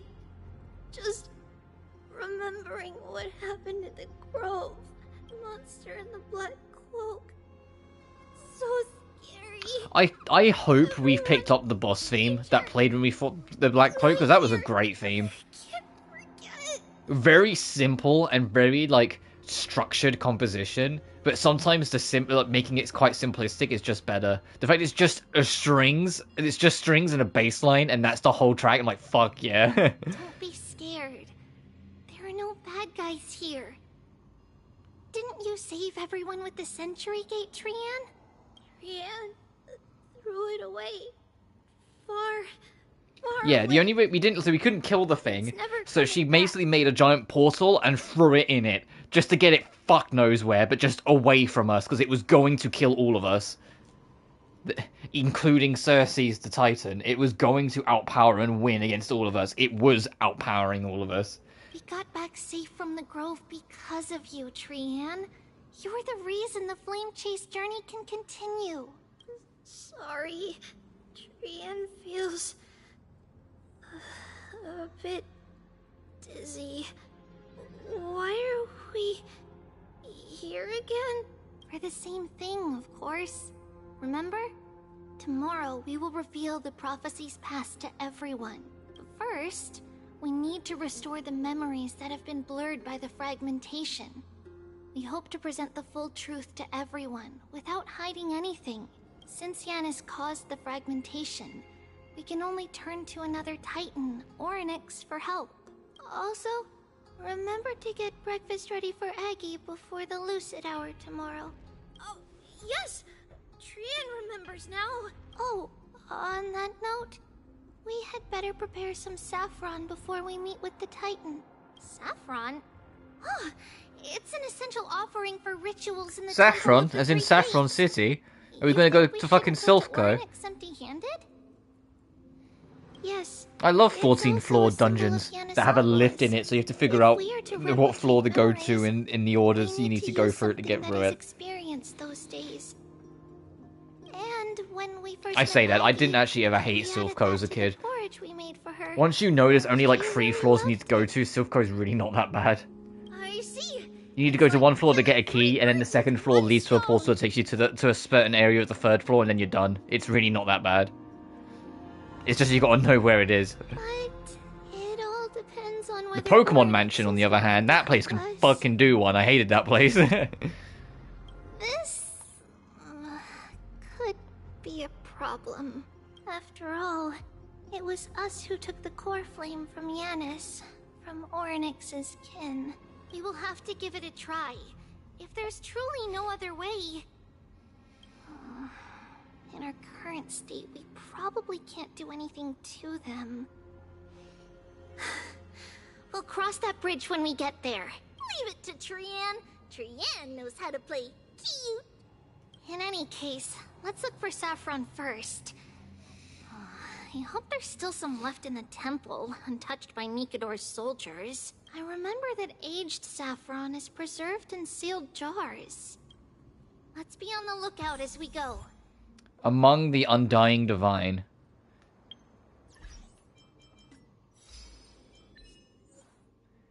O Thanatos, grant her but a night of peaceful sleep.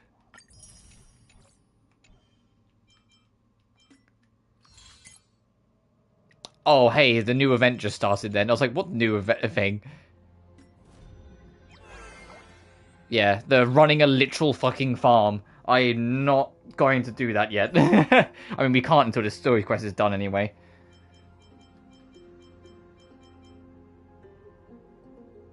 There's team lineup.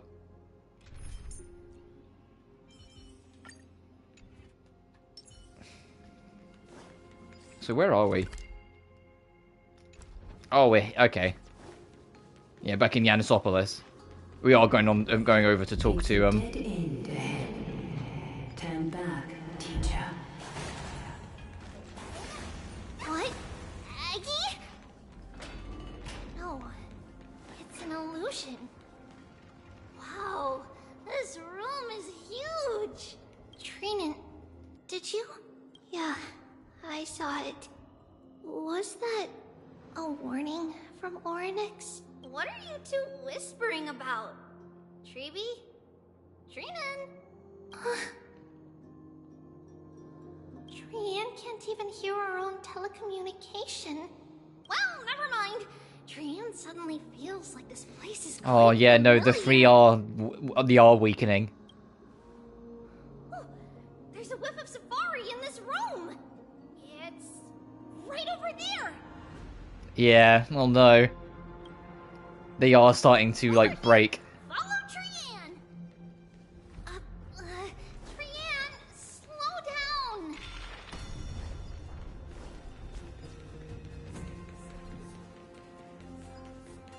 Even if separation is our fate, a futile death is not the solution.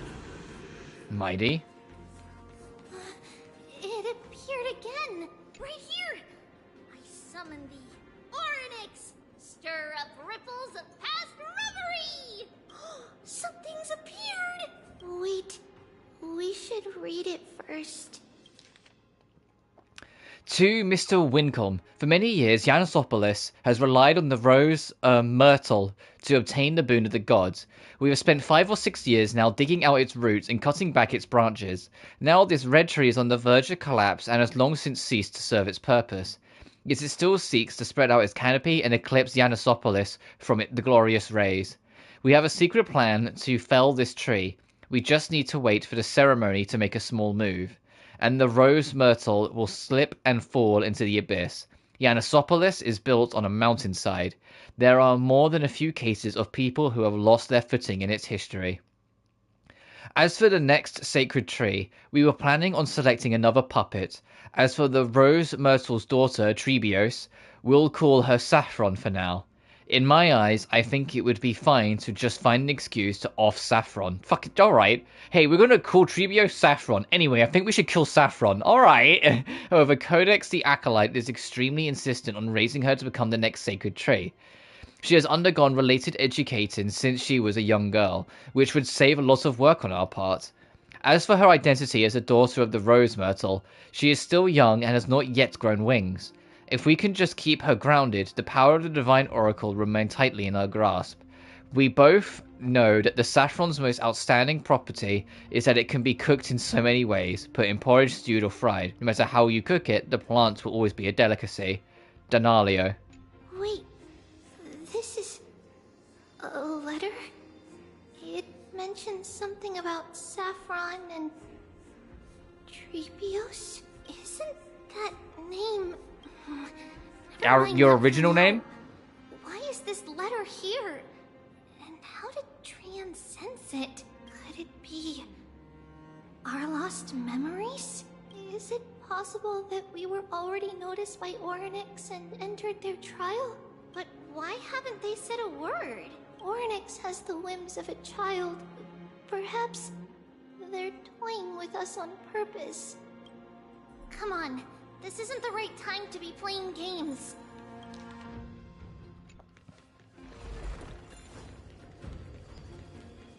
Separation and death are reconciliation doesn't come easily for a mortal.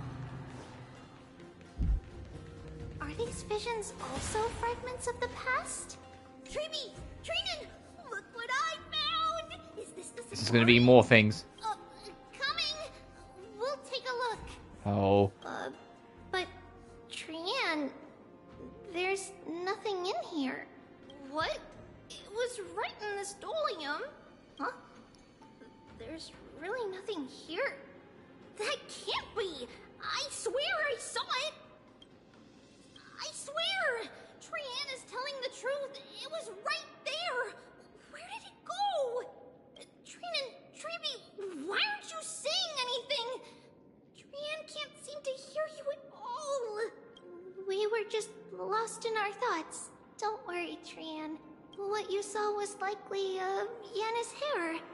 We must have startled it away. Okay. Could Orynyx be trying to make us falter? But why would they do that? Something feels off. Trebi, don't you think this temple is a little too quiet? What do you mean? It might just be an illusion. But Trianne wonders, is Orynyx really putting us through a trial? What does that mean? Still no luck finding any safari. I suppose we can do without it.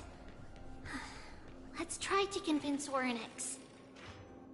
At least they didn't toss us out straight away. Whoa, Trebi, Trianne, look at this! So cool!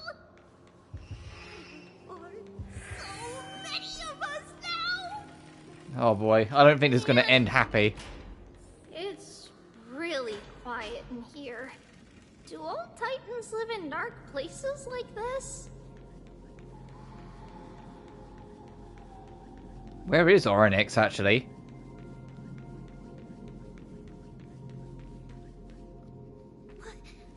What's going on? Orynyx disappeared?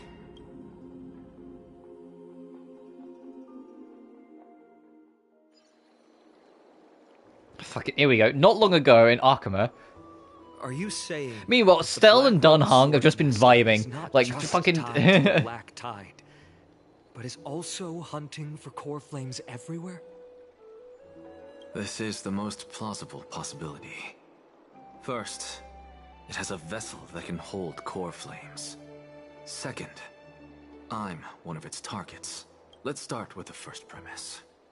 Its peculiar ceremonial blade can interact with a core flame, as evidenced by the pull I felt when it stabbed into my chest. I hypothesized that the blade can sense, absorb, or even retain core flames. The second premise is even more explicit. When it was engaged in fierce battle with many of us and was heavily distracted, it remained consistently focused on me. Or rather, on the Titan Circes inside me. So it's plundering the flames. But if your argument holds up, wouldn't he be headed to Akuma soon? The vortex of Genesis is full of the Titan's core flames. Not necessarily. Let's call that person the Flame Reaver for now. If my presumption holds... Alright, we have something to call this thing other than just the Black Knight thing. Flame Reaver. The first target is me. The second target is Orynyx, who hasn't yet fallen. And the third is Akuma and the Vortex of Genesis, where the core flames are housed. But I suspect Akuma won't be their first target. Kefali's core flame is guarded by the Council of Elders' arcane power. And Fagusa's water curtain should be able to block out any external perceptions. What about Thanatos and Aquila? Their core flames are yet to be restored? The whereabouts of Thanatos remain a mystery to all. As for Aquila, can you fly? No, I can't. Why are you asking that? Can that Swordmaster fly? Good point. But what if he does grow wings? If they had wings, I wouldn't have made it out of the grove alive. That's a relief. Anyway, since the Flame Reaver has 2 targets, we need to move fast. With the distances between Akuma, the grove, and these potential targets, I believe we should bolster our defenses and... Bad news, Finon. Tribi is missing. The last time the 3 of them were seen was in the Abyss of Fate. Orynyx! Are you in here? No response at all. Did they foresee that we were coming and hide in the fog, or... Or did the Flame Reaver take them?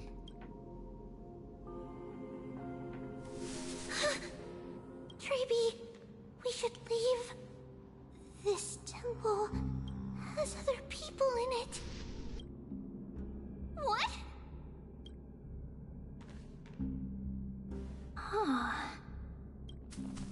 Listen, footsteps. Fast ones.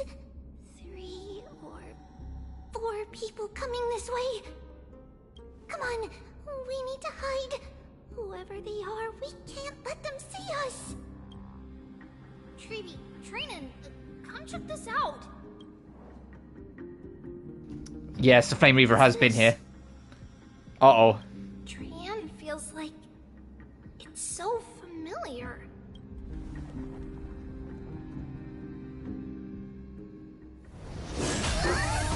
There it is.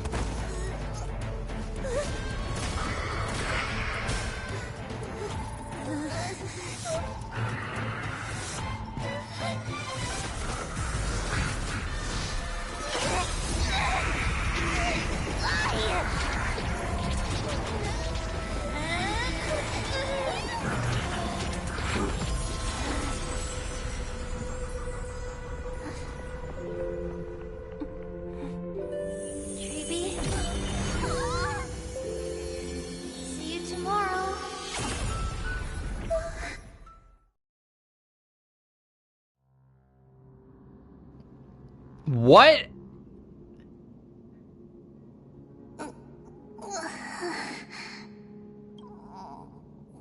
Where? Oh, okay, we all found her. Okay, for a second there, I was like, what the fuck?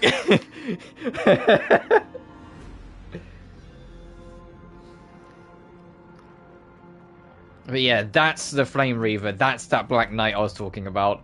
It was there, and it was about to just fucking kill them. That's all the thing seems focused on, is just murdering everything.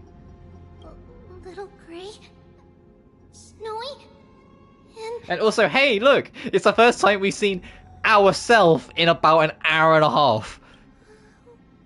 Wait, where's Trianne? Is she back?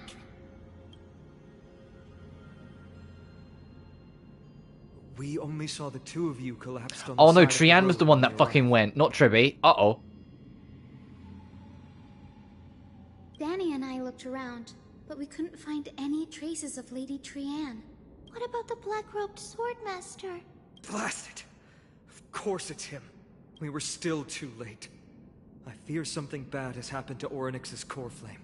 Then Lady Trianne... She doesn't have much divine power left. We can barely sense anything. We need to go after that black-robed You're swordmaster. both safe is already a blessing. Everyone, we must take action now. We should split into two groups. One group will stay in the Abyss and meet up with Aglaya's reinforcements, then search for Trianne's whereabouts. The other group will come with me to pursue the black-robed swordmaster and recover the core flame. Oh, Finon wants to fucking show down the Flame Reaver. Do you know where it's headed? I didn't get to tell you this before, but Anaxa and I already have our misgivings about the Black Tide, so we've made preparations. I'll tell you the details as we move. Opportunities are fleeting on the battlefield. We should hurry. Lord Finon! Lady Treby and Lady Trianne. I'm glad you're all right. Did Aglaya's people get here? Yes. Lady Aglaya already knows about the situation and sent along a message. Finon, I understand that Swordmaster is of great importance to you. But if you charge in without a plan, I fear that you won't be the only one who dies in vain. I understand. Hatred is a hero's deadliest poison. I have no intention of fighting alone. If that Swordmaster really is related to the Black Tide, the Chrysos heirs must not take them lightly. I have indeed planned to return to the Holy City and discuss the strategy with Aglaya. We'll need all the help we can get for this encirclement. We're going to be split up as previously discussed. Hyacinth and I will stay to regroup with the reinforcements. You will go back to the Holy City with everyone else and tell Aglaya about your plan. Trianne will stay in the Abyss too. That way, both sides can communicate with each other if anything happens. Thank you, everyone. Partner, Treby? Oh, I've been promoted to partner now, have I? Returning to Trailblazers POV. Really? Are you sure? You should have come to me first, Finon. Aggie, there's no need to scold Snowy. Akuma is currently in grave danger. I know. It's beyond my Also for, you know, Stell and Dunhung being like, hey, we're not going to get involved in your affair. Here we are, very involved in that affair. That lasted long. As if it could snap at any moment. Finon, tell us your plan. Time is of the essence.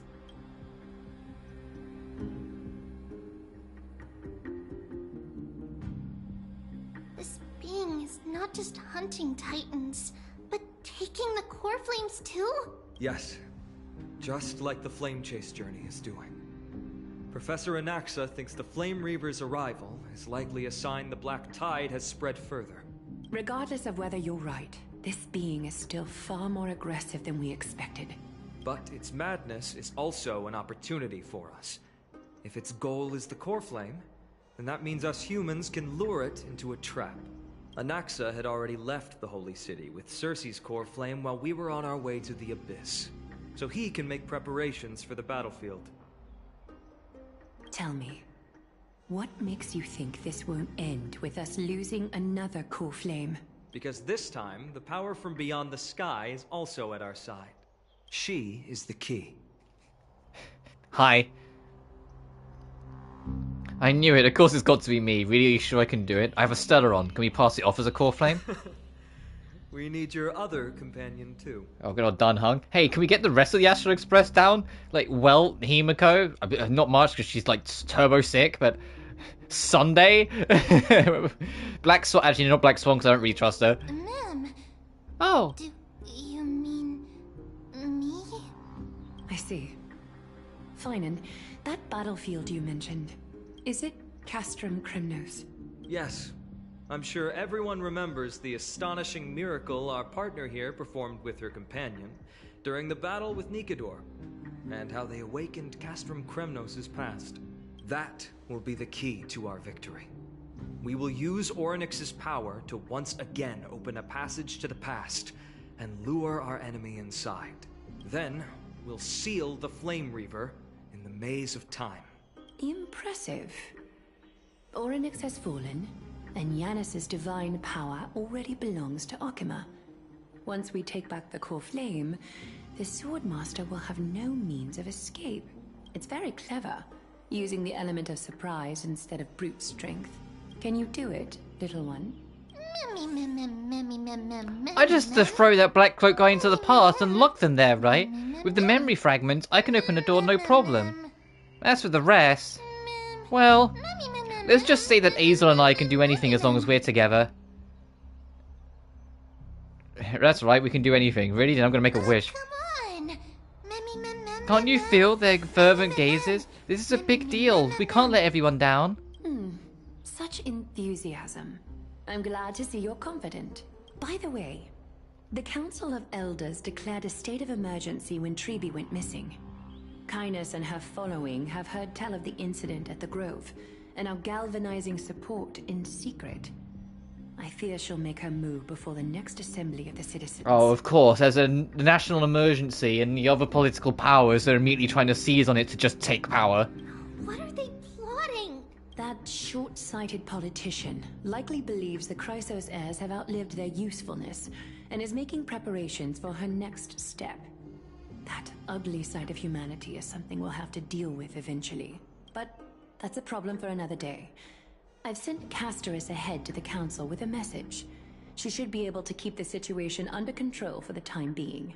Flynan, it is my hope that we can come to an understanding on this. We must take down the Flame Reaver in one go, and retrieve the core flame. And in doing so, grant ourselves an advantage against the Council of Elders. Of course.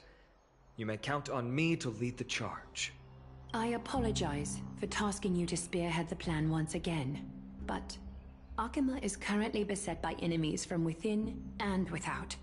The situation brooks no delay, and we have precious little time to confer and discuss the plan with you. That being said, you are the key to our success, and I shall respect any decision you make.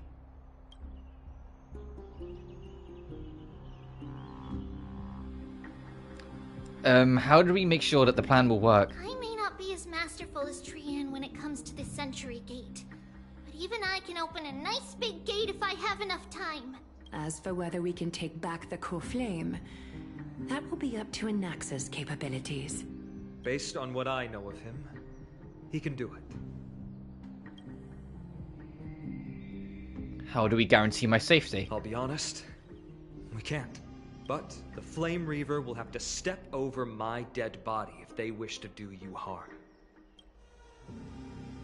Alright, I'll follow. Hooray! I was so worried you'd be mad at me. We are grateful to you for your aid, and to the rest of you as well. Now, let us be off to begin the hunt. May carefully sharpen our gaze, and grant us victory over the enemy. It feels like we're missing someone. Where's Mydei? You mean Mydei? I knew it! He's dealing with a different problem. Don't worry, that man would never miss out on this fight.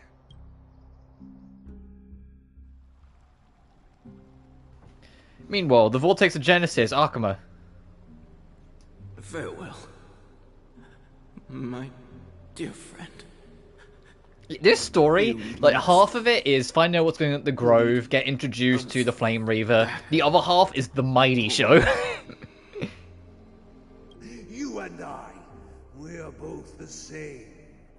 We feast on strife and fear. If you're truly capable of leading our people beyond this blood-stained fate, then prove it to me once more, Mighty Mos.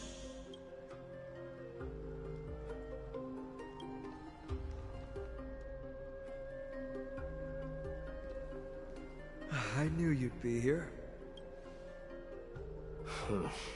I heard you're about to set off on an expedition. That's right. It's going to be a tough battle, and our destination is... turns out to be Castrum Kremnos. Is that why you're here? To pray to the dead Nikador? No, just the opposite. I'm here to tell you, you can entrust the front lines to us this time. You can't afford to lose your upcoming battle either.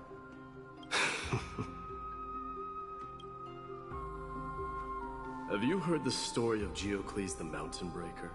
Sounds like you've spoken with Cartonus. That's the name of the legendary mountain dweller, right? Let's have a chat before we go our separate ways. Cartonus told me that back in ancient times, the mountain dwellers lived in seclusion. They spent their days quarrying and gathering, living a simple and peaceful life away from strife. But Geocles was different. He resisted their traditional way of life, yearning for the world beyond the mountain. They're safe, but humdrum culture was like fetters around him.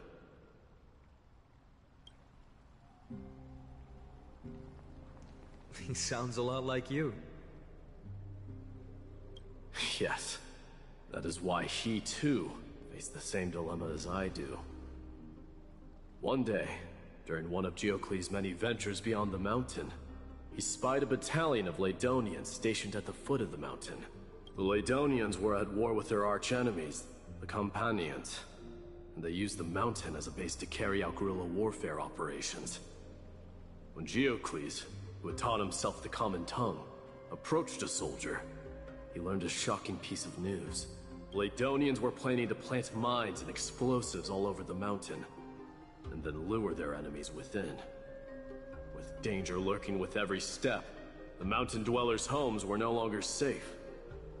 Geocles quickly returned to his village to bring the news to his people. But... let me guess. They refused change and chose to put up with the situation instead. That's right. The mountain dwellers were fearful of even the smallest change to their lifestyle, let alone leaving their home. Despite the imminent war, the elders would rather negotiate for peace instead of leaving the mountains. This made Geocles both angry and sad, but he didn't give up. If you were in his shoes, what would you have done? Lead my people on a resistance, perhaps. I'm not sure. I can't think of a solution that would make everyone happy. A solution that would make everyone happy, huh? That's how naive we are. Well, let me tell you what Geocles did. He took the mountain dwellers' store of gemstones and traded them with the Laedonians for a massive amount of gunpowder. But he didn't do this to fight the Companions. Under the cover of night, he set ablaze the forest surrounding the settlement, forcing his people to flee the mountain. That great fire marked the beginning of mountain dweller history. Since then, their people became part of civilization, and giants became a common sight in the holy city. Meanwhile, that mountain they once lived in has turned into little more than foam inside the black tide. But leaving their homeland also brought many mountain dwellers misfortune. They were hunted by Kremnoans or enslaved. Indeed, that is undeniably also part of their history. But that is Geocles for you. The merits of his actions, or lack thereof, have been scrutinized by many, but historians nevertheless hail him as the Mountain Breaker. Why do you think that is? It's simply because he took action and enacted change with his own hands. He didn't try to make everyone understand him, nor did he even waste time trying to make everyone happy. He started a great fire and burned the shackles of tradition to ashes. And then forced everyone to march toward the coming of a new era. You've made up your mind, haven't you? I'll be leaving Akuma soon to fight the great darkness of this world, and to shoulder Nikador's destiny. So, listen well. If there comes a day when we meet again on the battlefield, and I stand opposed to the flame chase, remember to stab your sword into my back through my 10th thoracic vertebra. That's my weak spot, and the only way to kill me.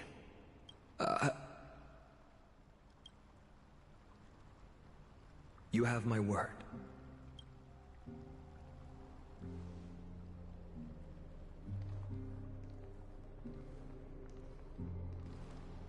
Go now. The battlefield calls. Send that flame-thieving hyena to their death. But if you find yourselves with no other recourse, pray to that blade in the sky. And loudly call out the name of the new god.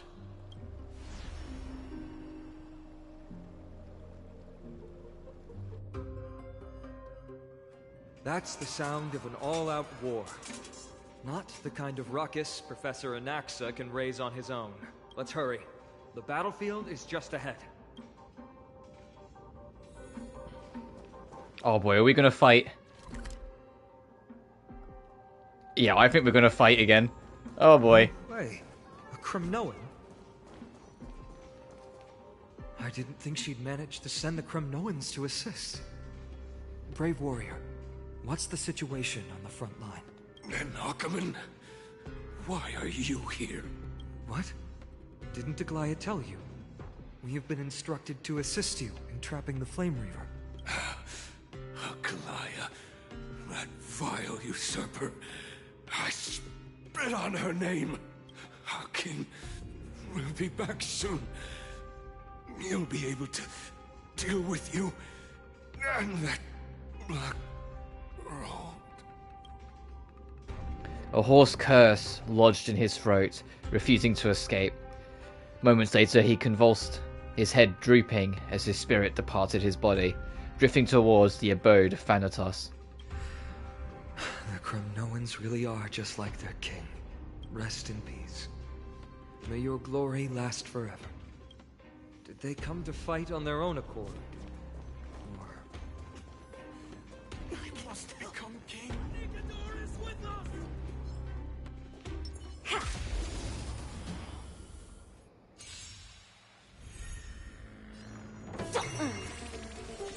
The fearless knows not fear. Too slow. A quick divination together as one. All things human creations.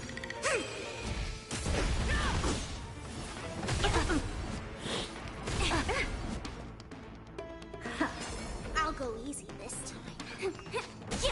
It came together. Show me what you can. Never hesitate. That won't do. I venture forth to hunt. You got more health. Forever. Triumphant. Victory. Not that it matters, Jesus Christ. Expand your thinking.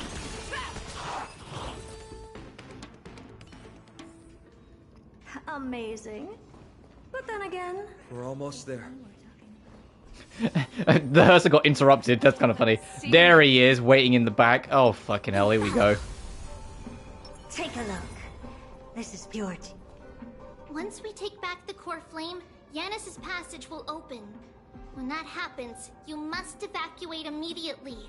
Don't stay behind. The rest will be up to how well we work together. But remember what Mydei said before? Cast aside all distractions once you're on the battlefield. Let's go, partner.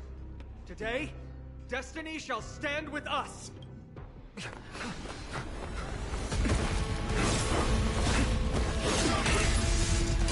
Finally. Mem, it's all yours, because we're not voiced. Hence in the memories of the dead! Executioner! Is he going to play that fucking sick-ass boss theme again? You sure know how to keep a man waiting. Flame Reaver of the Deepest Dark. Any later, and I fear the Titan would have sacrificed me. Frail child of humanity, 'tis more effort keeping you hale and whole against that blade than it is in seeking There's that theme. the world.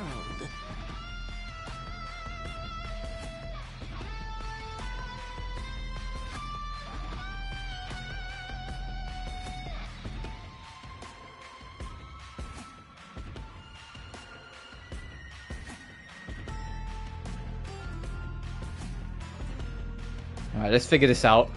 You've just got to expand your thinking. Let's play hide and 1,000 faces in 1,000 places. Can you find the answer?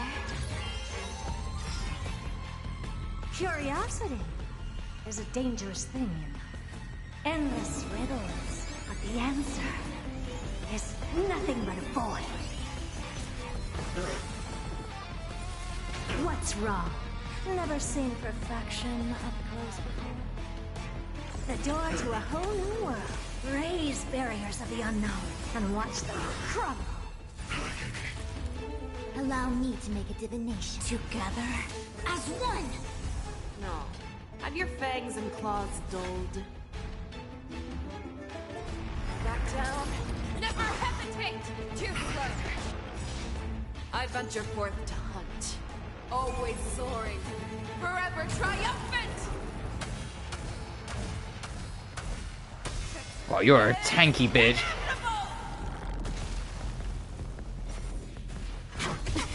It's gonna summon more extras, yep. Why don't you stay and play for a while?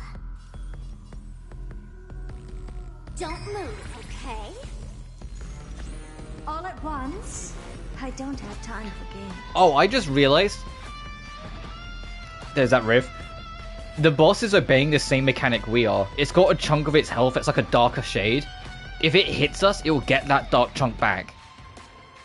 In the same vein, when we hit it, the red chunks on our health we get back. So it's obeying the same mechanics we are. You've just got to expand your thinking. That won't do. All things in this world have their laws. Yet stratagems, constellations, are human creations! The omniscience sees through you. Information in accordance. Show me what you can do. Fearless and unstoppable! All the work they die. Return to the great tree. Impressive. Yep, and now the extra spirit's going to attack alongside it, so we need to get rid of them quick.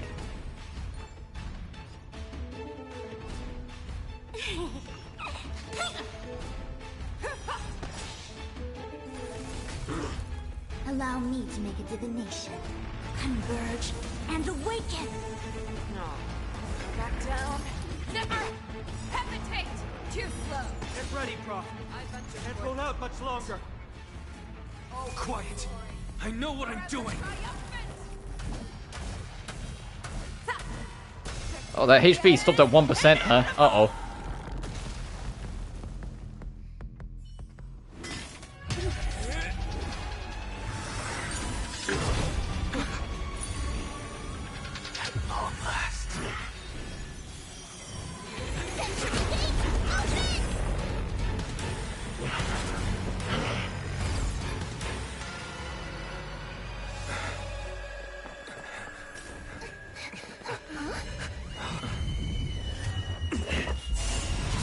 Did it just carve straight fucking through? Oh, okay. It didn't come down from the sky. This city is mine anyway. Why shouldn't I go through the front door?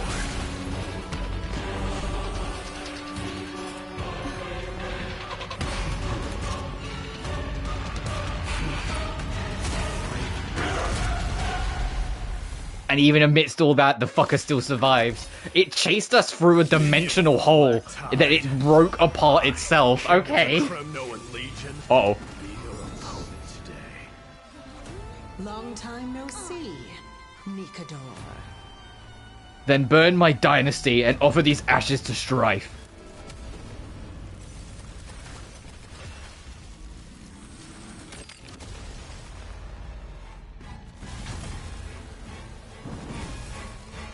Oh, we have to kill it before it kills us. I see how this is going. Don't move, okay?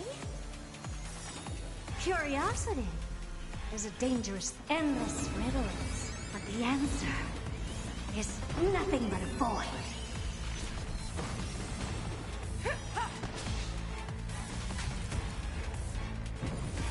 Yeah, it's just gonna keep on summoning more and more. We need to put it down before it gets a chance to use its attack. Can you find the answer? What's wrong?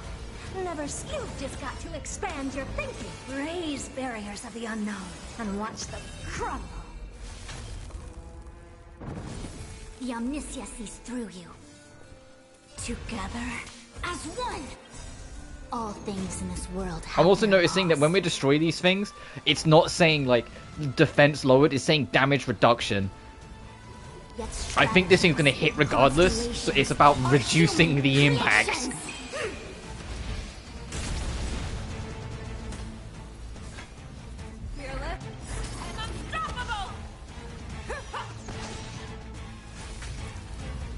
I venture forth to hunt. Always soaring. Forever triumphant! Victory is inevitable!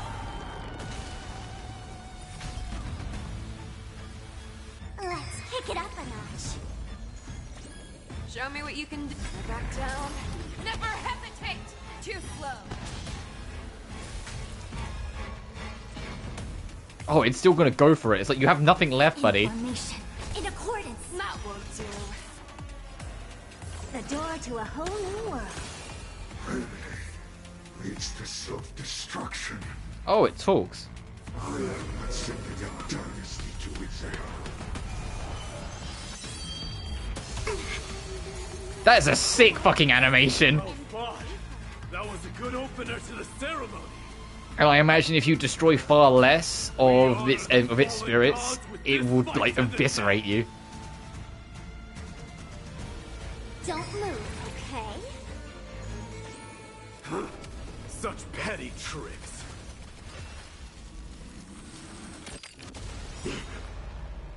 All at once?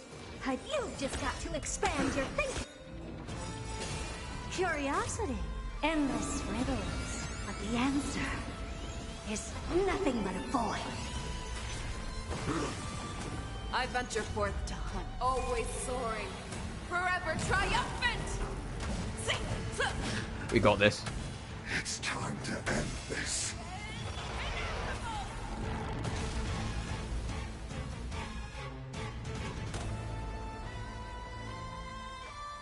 Hello? I was saying, pause for a second there.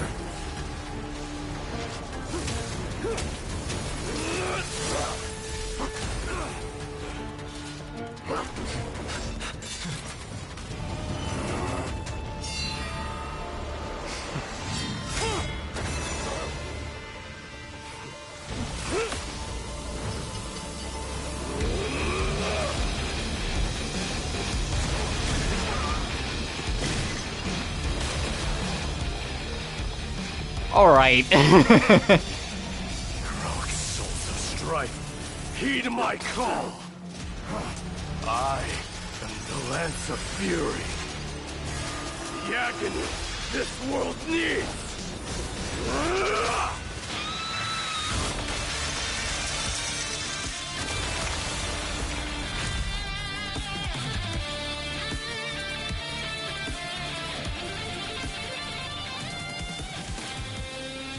Witness this. New God has come to Castrum Kronos. What in the fucking Dragon Ball was that? That was sick. Look, the warriors have returned. But are the rumors true? Has Oryx fallen? It's as the Council of Elders said. We face a dangerous threat. Yet the Chrysos heirs are only inciting more chaos. They don't care about the people's safety. They really gave the core flame of strife to a Kremnoan at the end. What a noisy crowd. This, doesn't feel right. It's probably because Oryx is gone. Oryx was a generous titan in the eyes of the people. They graced us with miracles, allowing humanity to reap many a convenience from the past. What they don't know is that the Titan didn't do all of that of its own volition. Regardless, the Titan has fallen, and we must surrender Oryx's core flame. A meeting with that woman again so soon? I just can't catch a break. Professor Anaxa, why don't you find someplace to rest first? matters that require Aglaya's attention are piling up. You two meeting again will, forgive my honesty, only distract her. Just try to stay on your best behavior, if you know what I mean. That's not up to me, I'm afraid. I've been trapped in her prison the moment I set foot in this holy city. The price of having a Titan living in my head, I suppose. Don't worry, I don't want trouble either. Oh, you've still got Cersei's with you? I mean, I did hear Cersei's voice during the fight, but I didn't really register that it's still, like, within you. That professor's kind of eccentric. Professor Anaxa can be a bit unrestrained. Don't worry, you'll get used to it. I'm sure you don't need my help handling Ornyx's core flame. So I'll be off. I have some personal matters to attend to. It somehow feels like D has closed himself off even more after he completed his trial. Yeah, a lot has happened in the past few days. You've been lost in thought for a while now too, Tribe. Did Trianne bring news? Yes. She has found Trianne. Why doesn't that sound like this is going to lead to a good story? She was at the bottom of the valley outside the temple. But that's where the good news ends. I'm sorry. It's alright. They also found someone else besides Trianne. He was no better than a corpse when Trianne and Hyacinth arrived. He had suffered more cuts than could be counted, and leaped off a cliff from a great height. All to free Trianne's body from the clutches of the black-robed swordmaster. What a brave soul.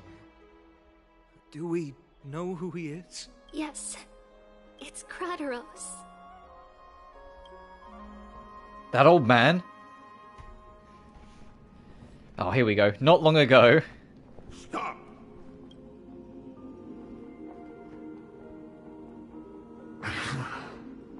If you want this girl dead, you'll have to kill me first.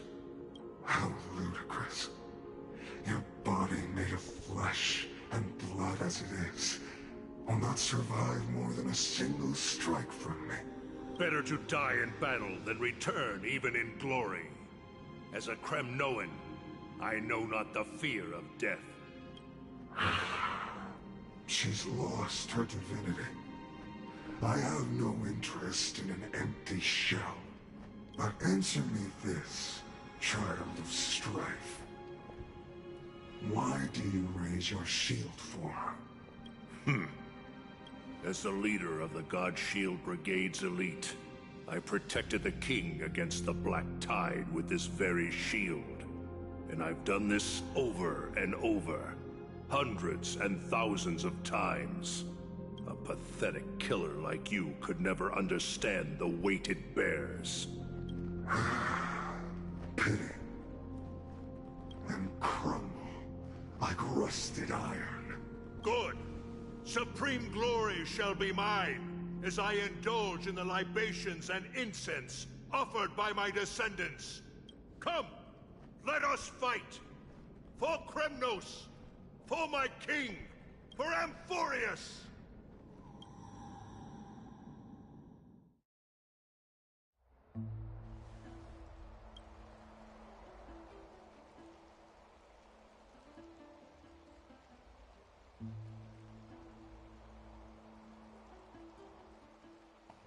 Dan Han, close your fucking eyes. This cruel parting 1,000 years ago. Today is but a reminder of that bitter taste. But Lady Aglaya, I don't understand. It wasn't life itself that Lady Trianne lost. Yeah, she just lost her connection to divinity, so she's just a child. Why does she look like she really turned into a doll? I don't understand. Don't be sad, Hyacinth. Trianne has used up her borrowed time from Yanis, that's all. Her spirit is now riding the west wind. Oh, so she's effectively dead, okay. Free of sorrow. If a world like that truly exists, does that mean everyone from the Grove is there too? Also, does this mean if you use Trianne, there's one less... use Treebios, there's one less tree in the character now? Is that a lore thing? Uh-oh. It exists, Hyacinth. Do you not remember? The prophecy that guides the Chrysos heirs is the voice of Kefili before it fell silent. It loves all of its creations dearly, and would never bear to lead us astray with lies.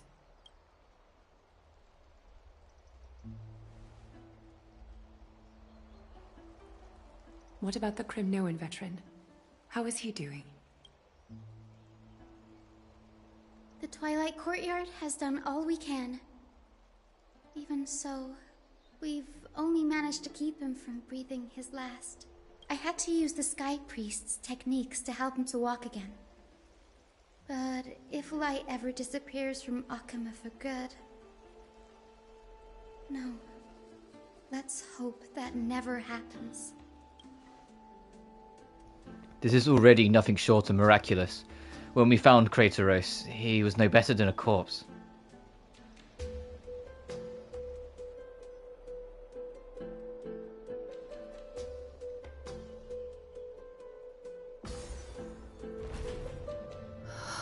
The parting hour is upon us. Yet the golden thread runs slack. The heroes have returned with their spoils. Everyone, please take this opportunity to rest and prepare for what awaits us. You've returned unscathed and brought tidings of triumph. The fallen soul of Orynyx, the Time Titan, the core flame urgently awaits to return to its place, and its demigod would assume the authority of a vacant station after completing the trial. Truly a moment worthy of celebration.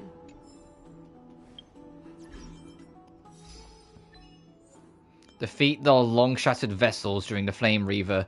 Oh, hey, the one was up shadow, okay. And the Sovereign left this posterity. My throne will be bequeathed to the strongest. Triumph in battle alongside the new God of Strife.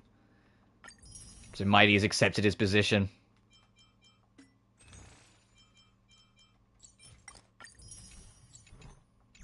Then that means who's going to take Orynyx? Hey, Finan, your opportunity to try again is approaching. It's incredible to think that we returned Nikador's core flame not so long ago. It wouldn't be an exaggeration to say that you and your friend's arrival has melted the glaciers of history. You could say this is the true face of history. It slumbered for 1,000 years, only to awaken for this one moment. Alas, now is not the time for a study of history. I do not see a Naxa around. Was this under your instructions, Finan? Yes. It just seems much more efficient than letting you two go at it endlessly. A rash decision. After all, he still bears a core flame with him. I do concur with your assessment of efficiency, though. Now, let us table the issue concerning him for the moment. The more urgent matter is the core flame of Orynyx. The Chrysos heirs had initially crafted a plan regarding the order to return the core flames. For titans like Orynyx and Circes, who harbor no intentions of harming humanity. Our strategy entailed assuming their divinity only at the very end. But this unforeseen turn of events has thrown everything into disarray. If we don't return the core flames to the vortex of Genesis, and we leave the Titan's divine positions vacant, we can't even begin to imagine the disaster that would follow. But the most pressing issue at hand is that we haven't found the Chrysos heir capable of bearing Orynyx's divinity. Finan, Castris, Mydei, and Hyacinth. Treebi and I devoted a millennium scouring the world, only to find these few people. Only a chosen few possess the capacity to assume divinity. The elite among the Chrysos heirs. We would never hastily extend our invitation without first verifying their potential to bear such power. Yet, we cannot compel anyone into divinity, as it would be no different from sentencing them to the gallows. Truly a dilemma. Yeah. Well... How about letting her give it a try?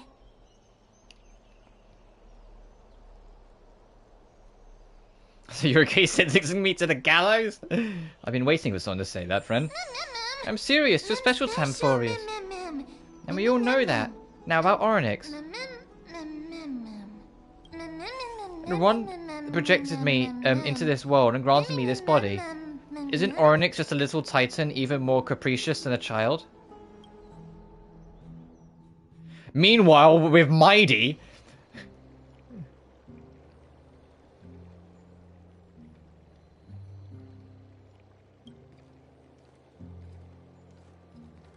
I see the Reaper has forsaken you too, teacher. It simply put my life in the hands of the Twilight Courtyard. That priest girl's medical talents are truly exceptional.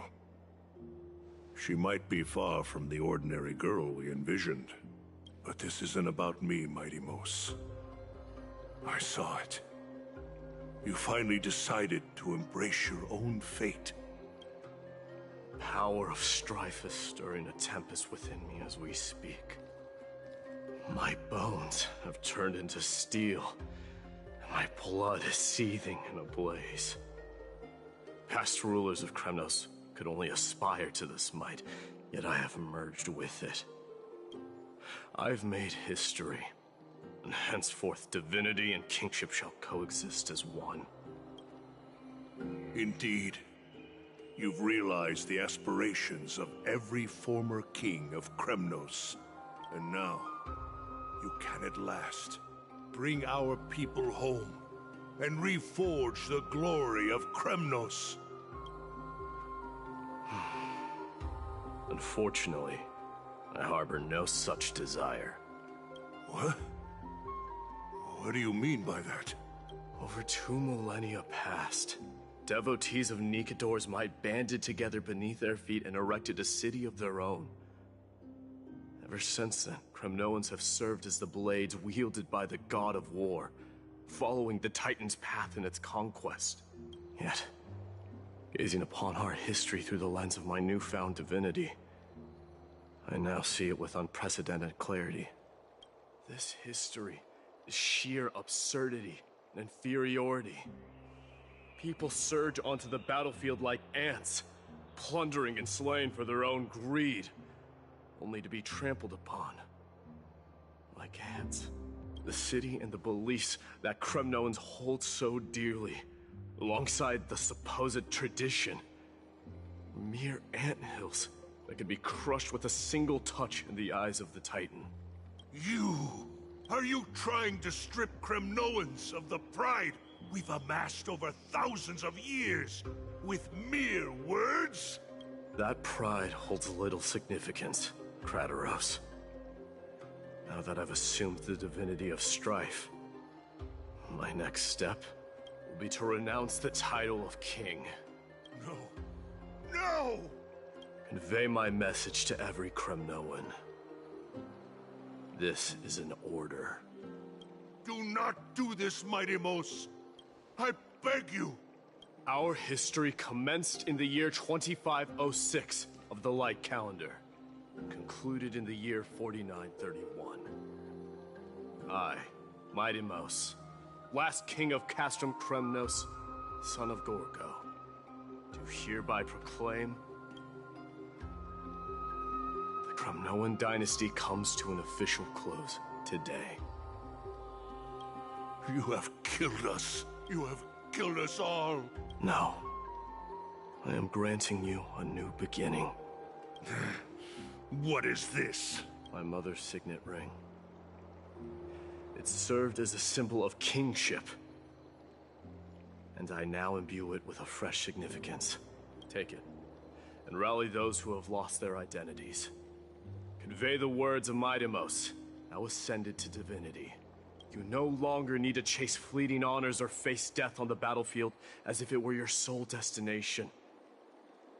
However, you must adapt to fit into the city you once observed with indifferent eyes. A cruel fate awaits Amphoreus. No matter how illustrious a dynasty may seem, crumbles to rubble and gravel before formidable foes. Yet, you shall tread the only path out, one that leads to a brand new world at its end. Why task me with being your messenger? Why not explain all this to them yourself? Because only humans can guide the path to be trodden by humans. It's not the lot of humans who crave the power of gods and spiral into madness for it, but humans who stand ready to raise their shields high to protect the lives behind them. I failed to save that child. That is irrelevant. As demigods, they have long been prepared for it. What truly matters is that you showed up there and shielded her. The one who persuaded Aglaya to set me free that night. Was that you, Mydei? Yes. She's not one to easily make a concession. What did you offer her? I staked my mother's name to guarantee the integrity of your soul to her. And I promised her that I would dedicate all I have to the Flame Chase journey. And what is next, Mydei? Where will you be headed now? To the place where I belong. To fulfill my promise. The madness that has plagued Nikador and the darkness that has consumed Amphoreus. It's now my turn to fight against it. There are some people to meet with before I leave. Let's go.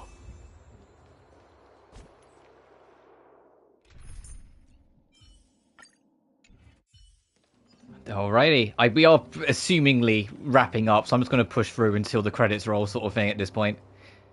So it really does feel like we're just at the concluding part, and then we're going to get our brief detour, probably to the Astral Express, to find out what the fuck's going on up there.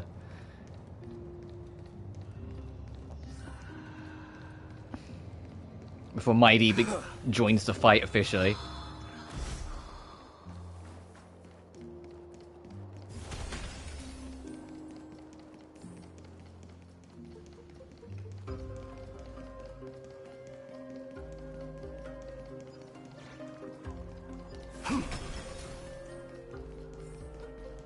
There she is.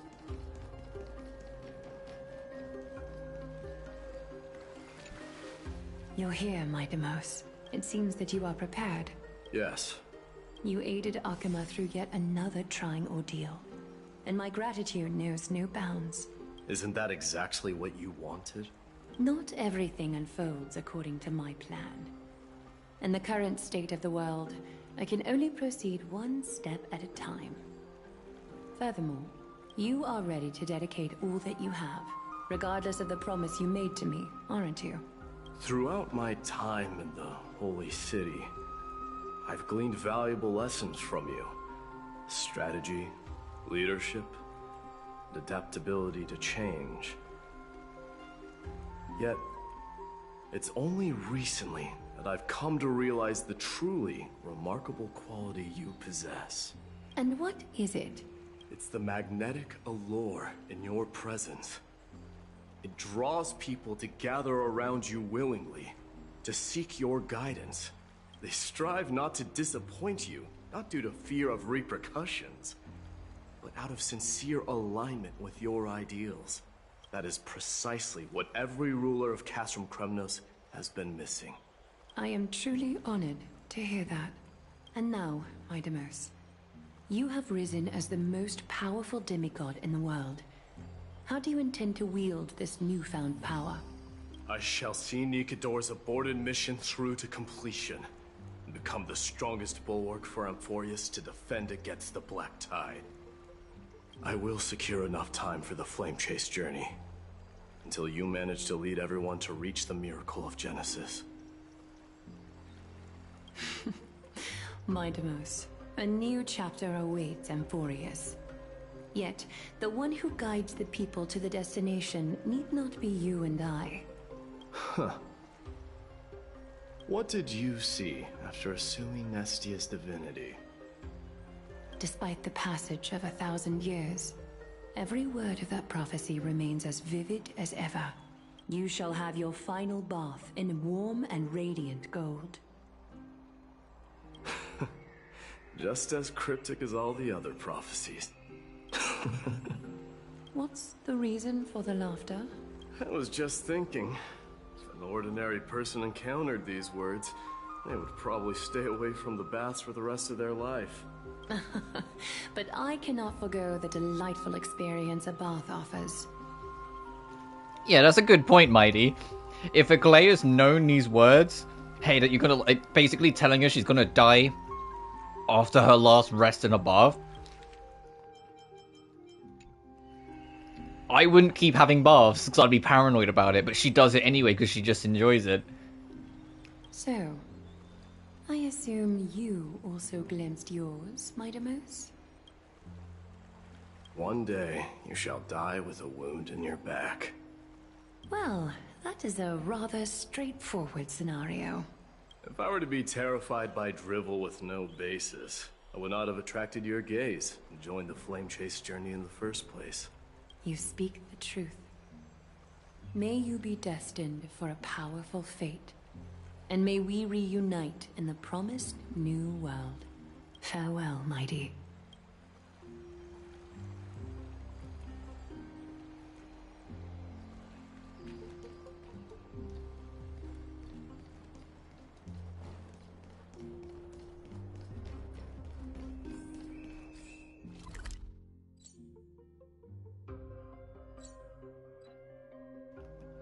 Okay, so that's that.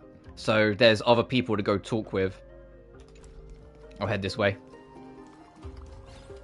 Tribi, Castoris, and the Grand Craftsman. Tribi I definitely want to talk to because I want to see how she's coping with losing another soul of herself.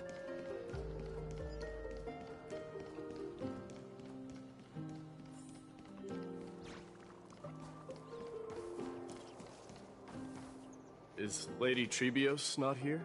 Lord Mydei! Hyacinth. So you are the physician Krateros spoke of. It's no wonder then that he was pulled back from the brink of death. You have my gratitude. I can take that as a compliment, right?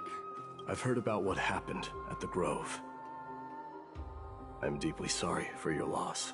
I've heard far too much about death and grief recently. To quote Lady Tribi, we should all focus on tomorrow, shouldn't we? That's a valid point. You've always been the most optimistic one among us. I'm not gonna say it. You know what I'm thinking, but I'm not gonna say it. Well, I must say, it feels quite incredible to see a new demigod standing right before me. You should prepare yourself as well. Humanity has already taken hold of strife. And one day, they will also reach the sky. Do you really believe I can do it? Even my ancestor, that hero of legends, couldn't conquer the core flame of Aquila. Given your good rapport with the demigods, you should know that the path to assuming divinity is never limited to swords and spears. You've always been so perceptive, Lord Mydei. Rest assured, if fate has truly selected me, I'll be ready. Right. You are here looking for Lady Tribi and Lady Trianne, no? They're not around at the moment. Is there a message you'd like me to pass on to them? No need. I've already bid farewell to Aglaia. Meeting with the Oracle is simply a matter of courtesy. You've bid farewell? I'm heading back to Castrum Kremnos to fight against the Black Tide. In all likelihood, I will never again return to Akuma. Oh. On second thought, there is something that I'd like you to help me convey to them. I'm all ears, Lord Mydei. I'll make sure to convey every single word. Tell them that there is no longer a need to send scouts behind enemy lines. With a single message, the Lance of Fury will target anyone who dares oppose Akuma.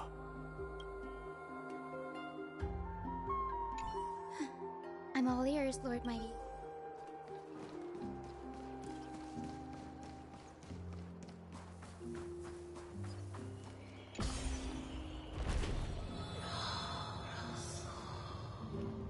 So I know I should be talking in between, but I'm snacking a little bit whilst we're doing this. I've been running around basically saying Mydei's final farewells to everyone. I'm taking the opportunity to just have a couple little bites to eat. Because I am getting hungry, but I feel like we've got less than an hour left of the current story chapter. So I'm trying to see if I can get it done.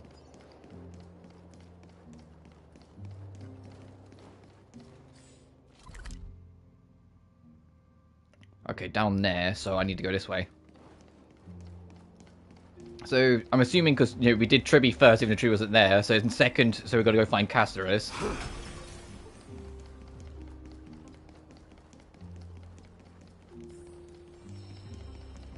I see, is there that beautiful purple glow?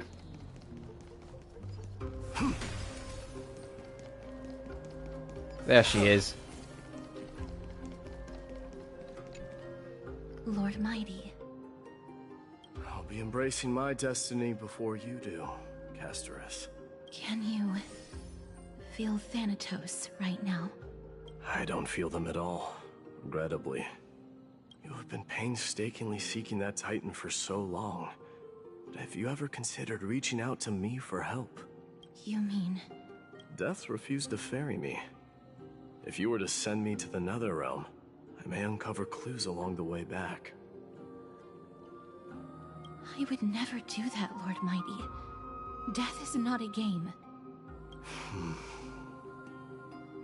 You're right. That may very well be the reason why my people have struggled for millennia. They underestimated the significance of death. So, are you returning home alone, Lord Mydei? Returning home, you say? Maybe. At this moment, Castrum Kremnos is not just my birthplace, but also my fated destination. Work harder, Amphoreus. Go and do what you have to do, so that the trials we have endured may have meaning. I will, Lord Mydei. May we reunite on the other side, where the warm west wind blows.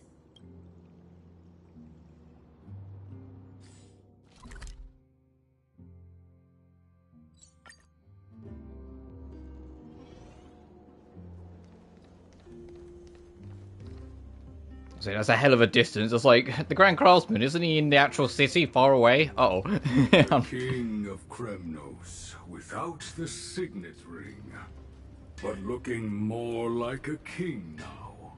I'm no longer the king, Grand Craftsman. Yeah, Mydei was a king for about as long as Kiryu was the 4th chairman of the Tojo clan. Like 15 minutes most, and then he was like, yeah, no, I'm no longer, buddy. Matters not the title. Surpassed all former kings your achievements have. I will honor your trust and liberate the world from the clutches of fear. Nevertheless, I must request that you continue to watch over Fainon, Cartonis. I have a feeling that his fate will weigh heavier than all of ours combined. Keep Fainon in mind, I will. Return to your home, brave king. Together with everyone, I shall remain here. That thunder from Castrum Kremnos, we wait to hear. Alrighty, now we can go say goodbye to me and Dan. But yeah, I am getting the same feeling I got in Penacony, where it feels like, although we're the main character, we're not the main character of this story. You know, even though we're the protagonist, we're absolutely not the focus. Like, in the first one, we kind of got away with it because it was introducing us to the world, so we were very involved. But all of this chapter, it feels like we are very secondary to everything going on.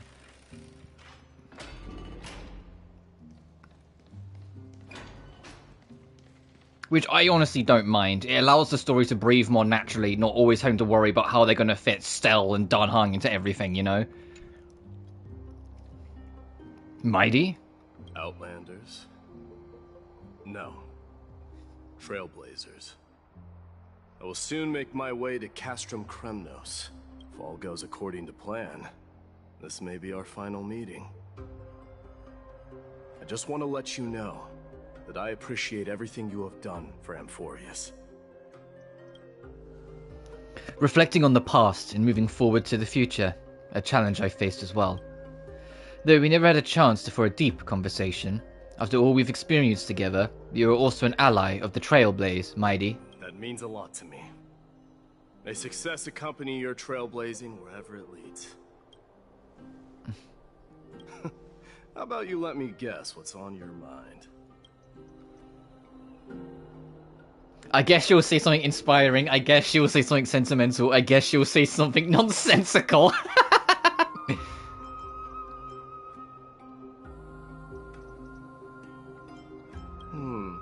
Are you drafting a sentimental farewell speech? Stay safe out there. A lone boy can get into a lot of trouble. Just smile if you don't know how to respond. Done! Stop training Mydei how to deal with Stell. Now that I bear the divine within me, I can get the vague feeling that... Well, yeah, they're sort of half setting up Stell to take the core flame of Oronex, so like... Hey, we might meet again sooner than you think, Mydei. With this departure, I fear that I will never again return. Can I entrust you both to watch my back? And to continue supporting the Flame Chase journey in my absence? Rest assured we'll do everything we can. You have my gratitude. Then, farewell.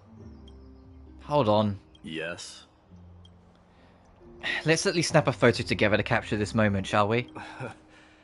Sure, let's do it. Yeah, still getting photos.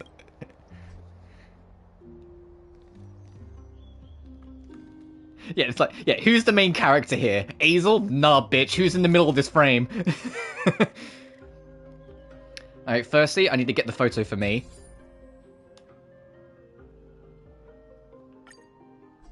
There we go. Now we can do the plot one. Looks pretty good. What do you think, Mydei? Well, feels peculiar, I suppose. I'm not talking about your photographic skills. It's just that I rarely take photos. But this one, it's pretty good. Pretty good! It's Metal Gear Solid Mydei, confirmed. Sorry. I never fail to impress. I'm glad you like it. Make sure not to leave any regrets behind. I wish the same for you. Speaking of, I need to actually, like, I don't know when I'm going to do it. Obviously before August, but I need to actually, like, do my playthrough of Metal Gear Solid 3. Because I'm going to do Delta when it comes out. So there's going to be 2 playthroughs of MGS3 this year. Bid farewell to Finan, who is back in the market. The prince is here! Run! Hold on! Lord Mydemos isn't the prince anymore. He's now the guardian of Amphoreus. What's going on?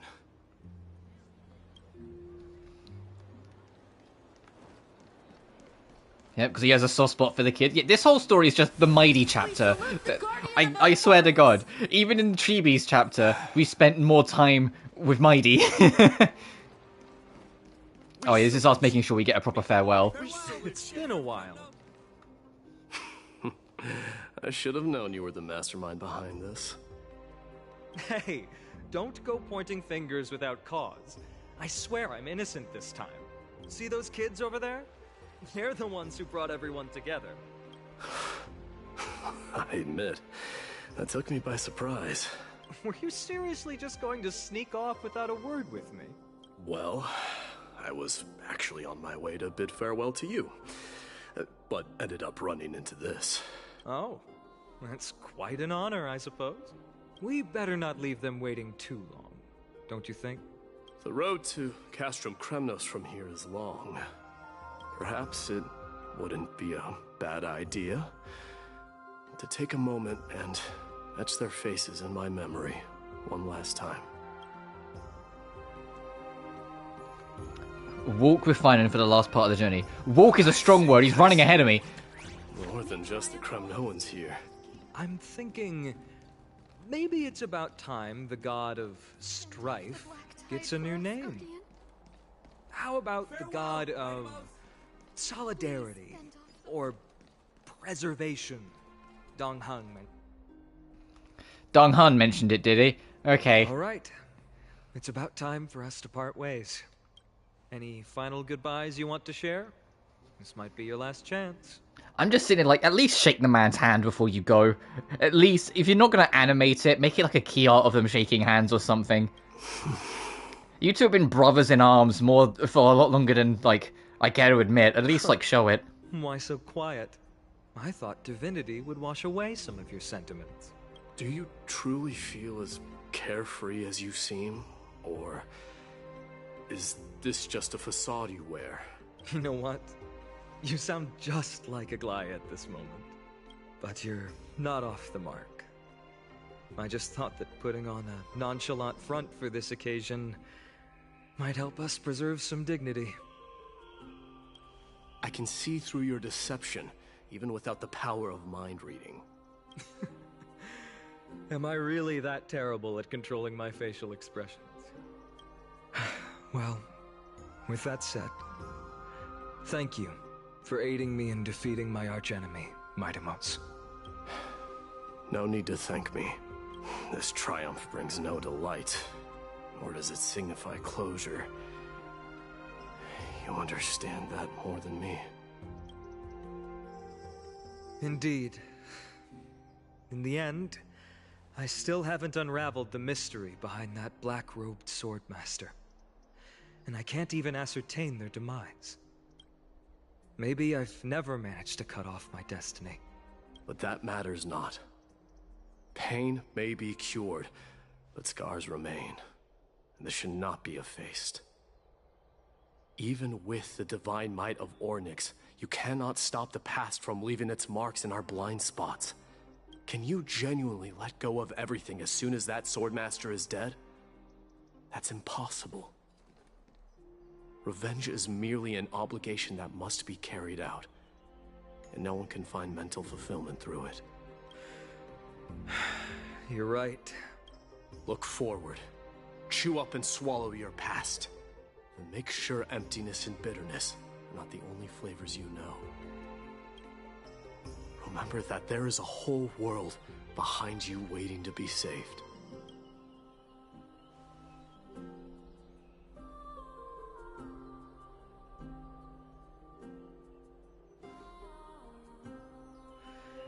I will keep that in mind.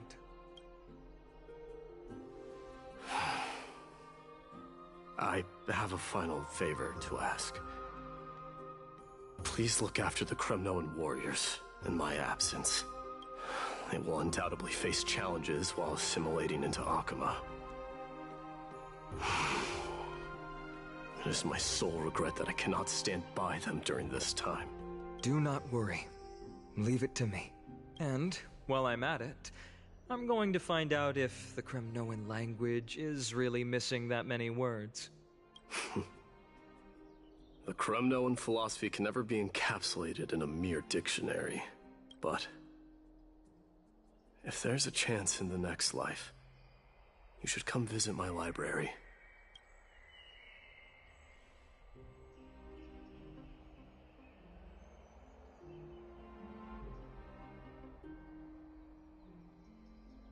I'll be on my way, Deliverer. Remember to stay alive till the final act. Yes. Same goes for you. Don't die too easily. May triumph always be yours, Mydei.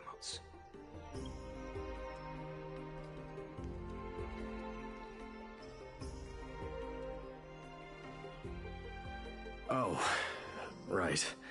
One last question.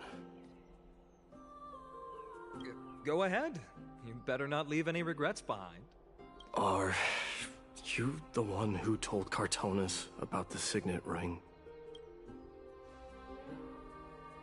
Well...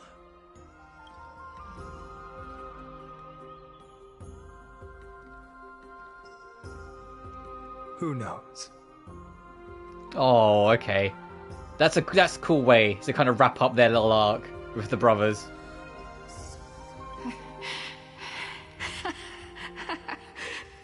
Get up, my son. You showed great courage in today's training. Let's wrap it up for now. Yes, Mother. Mother, there's something I want to ask you. What is it, Mydei? Why must we learn to fight?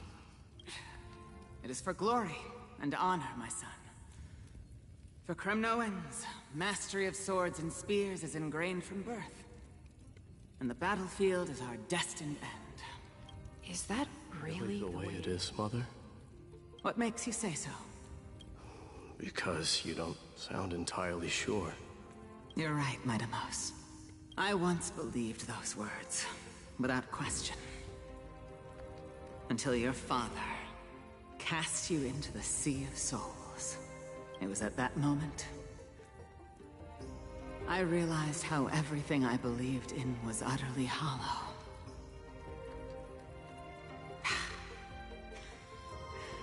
Perhaps the spirit of Kremnos had once existed. But as greed bloomed in the hearts of humanity over the years, such spirit had long faded alongside our glory. I no longer put my faith in any oath or doctrine. Now I have just one role, that of your mother, Mydei. Your guardian. That dream always ends there.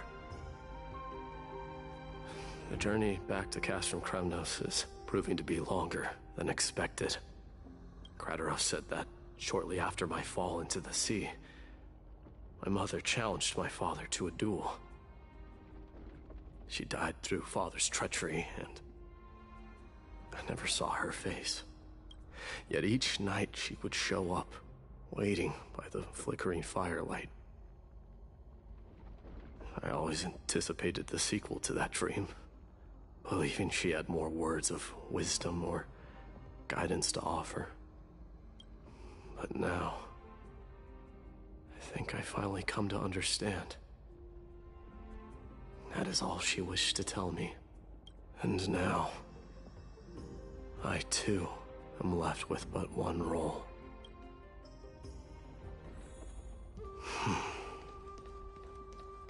It is time for this journey to reach its end. Look! Mydei is back! Glory belongs to you! We've got fresh pomegranate juice. Want to try some? We meet again, Your Highness. Welcome back!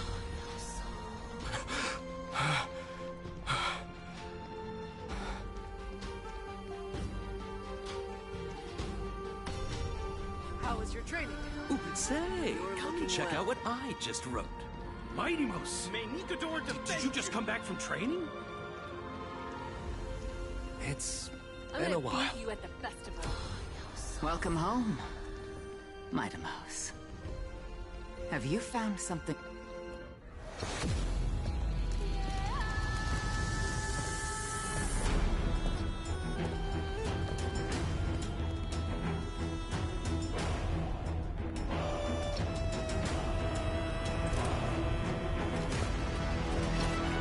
The son of Thorgo will be drowned in blood!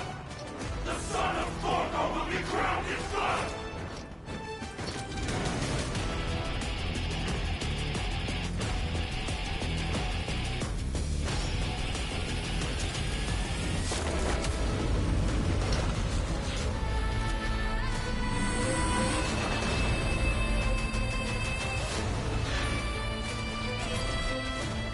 Mother,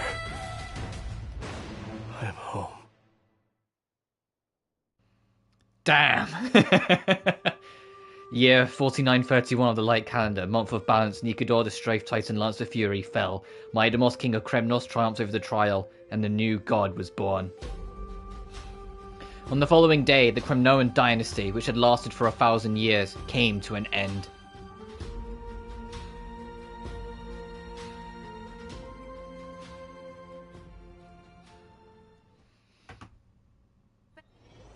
Presently, in Arkama.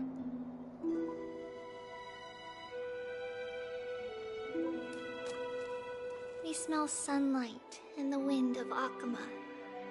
This was your favorite spot. Wasn't it, Trianne? Lady Trianne, why did it have to end up like this?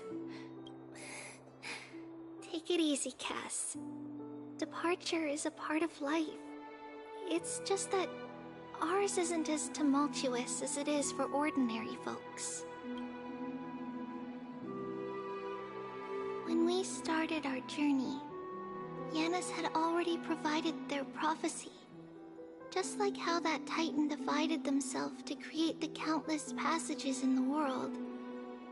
It's only natural for us to follow the same path since we inherited their destiny. If you don't mind, Tribi, are you still willing to unveil that past for us? The past regarding the prophecy? What do you seek to learn, Snowy? Mydei has left the city to face his own fate. That is, the fate of every demigod. We will all eventually let go of our past to follow the same path as his. So, what I want to know is, as Amphoreus' first demigod, what compelled you to take the first step on this journey? And what has sustained you to make it this far without looking back? Despite the fracturing of your body and the numerous departures you have endured.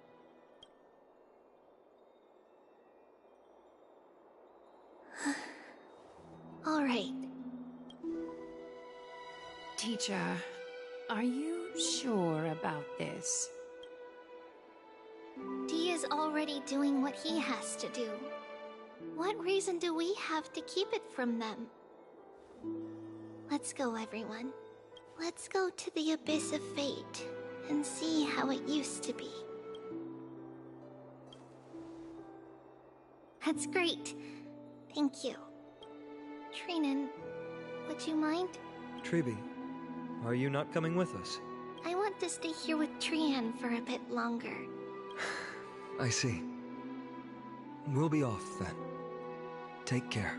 Since you have made your decision, then let's proceed as you wish. See you later, teacher. Cass, are you not going with them? No. I'd prefer to remain here to accompany Lady Trianne.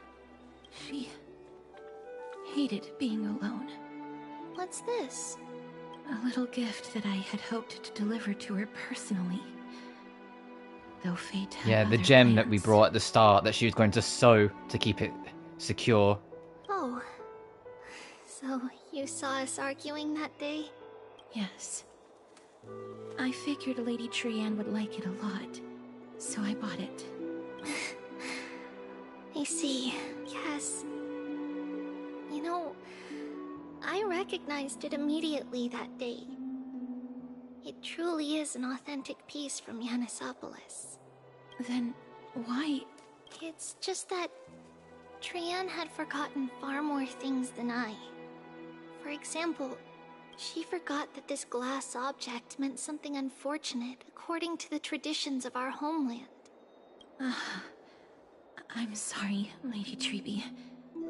Should I? No need to apologize, Cass. At that time, I simply didn't want her to be trapped by our past, especially considering how much time had passed since we left home. But now, it might just be the perfect gift for Trianne. All shall bid farewell to one, and that person alone will witness the miracle. While you and I have long accepted this absurd fate, they remain fresh and inexperienced. Teacher, don't let the weight of that cruel prophecy crush their spines. But it would be even more cruel if we allow them to ignorantly fall before the gates of the new world. They will eventually need to know the truth. We just need the right opportunity. This, to me, feels like the right opportunity.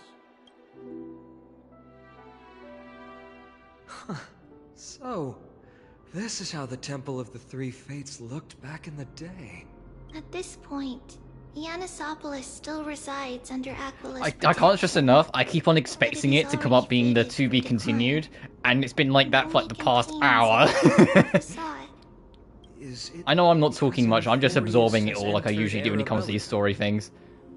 Yes, strife remains distant from this part of Amphoreus right now. When it comes to like the story streams in all the Hoyoverse games, I'm more part of the audience with you guys than I am the lead. You know, that's kind of how like the role I sit myself in. I join you guys as the audience to everything. Then, where are you at this time? Right over there. Why does she look somewhat different? It's because we don't quite recall how we used to look. Oh, my apologies. Please don't. We should be the ones apologizing. Come, everyone. It's time to witness our last conversation with Orynyx.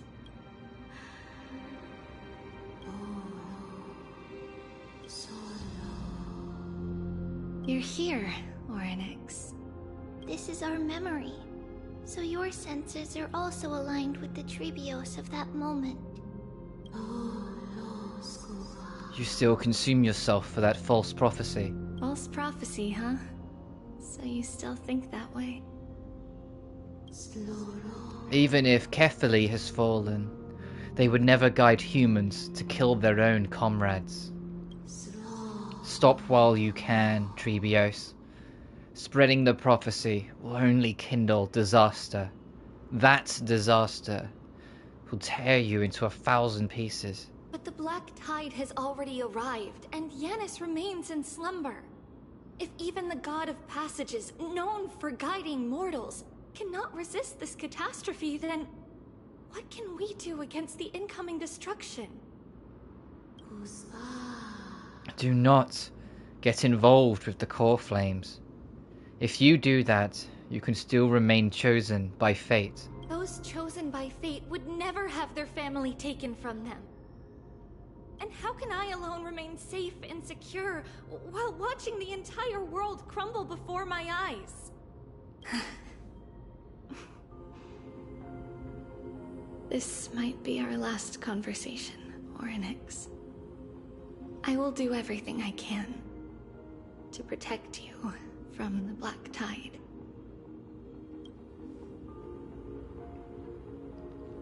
The family she just mentioned. It's our mother. She fell from this spot into the valley a long time ago. It was during a grand ceremony held to seek Yanis's guidance.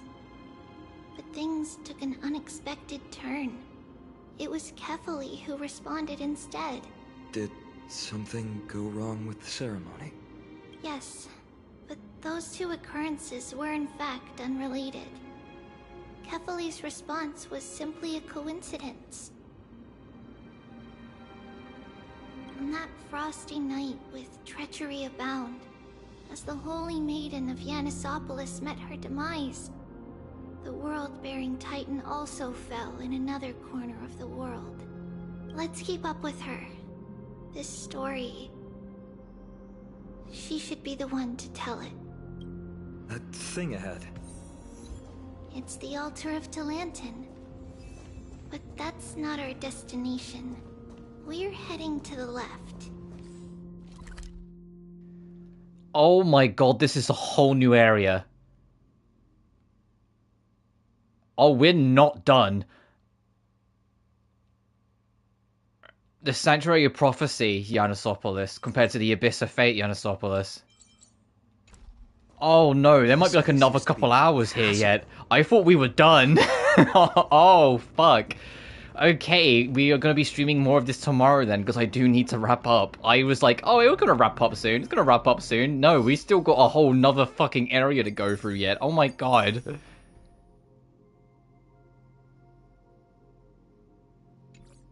Okay, then we will be streaming more tomorrow.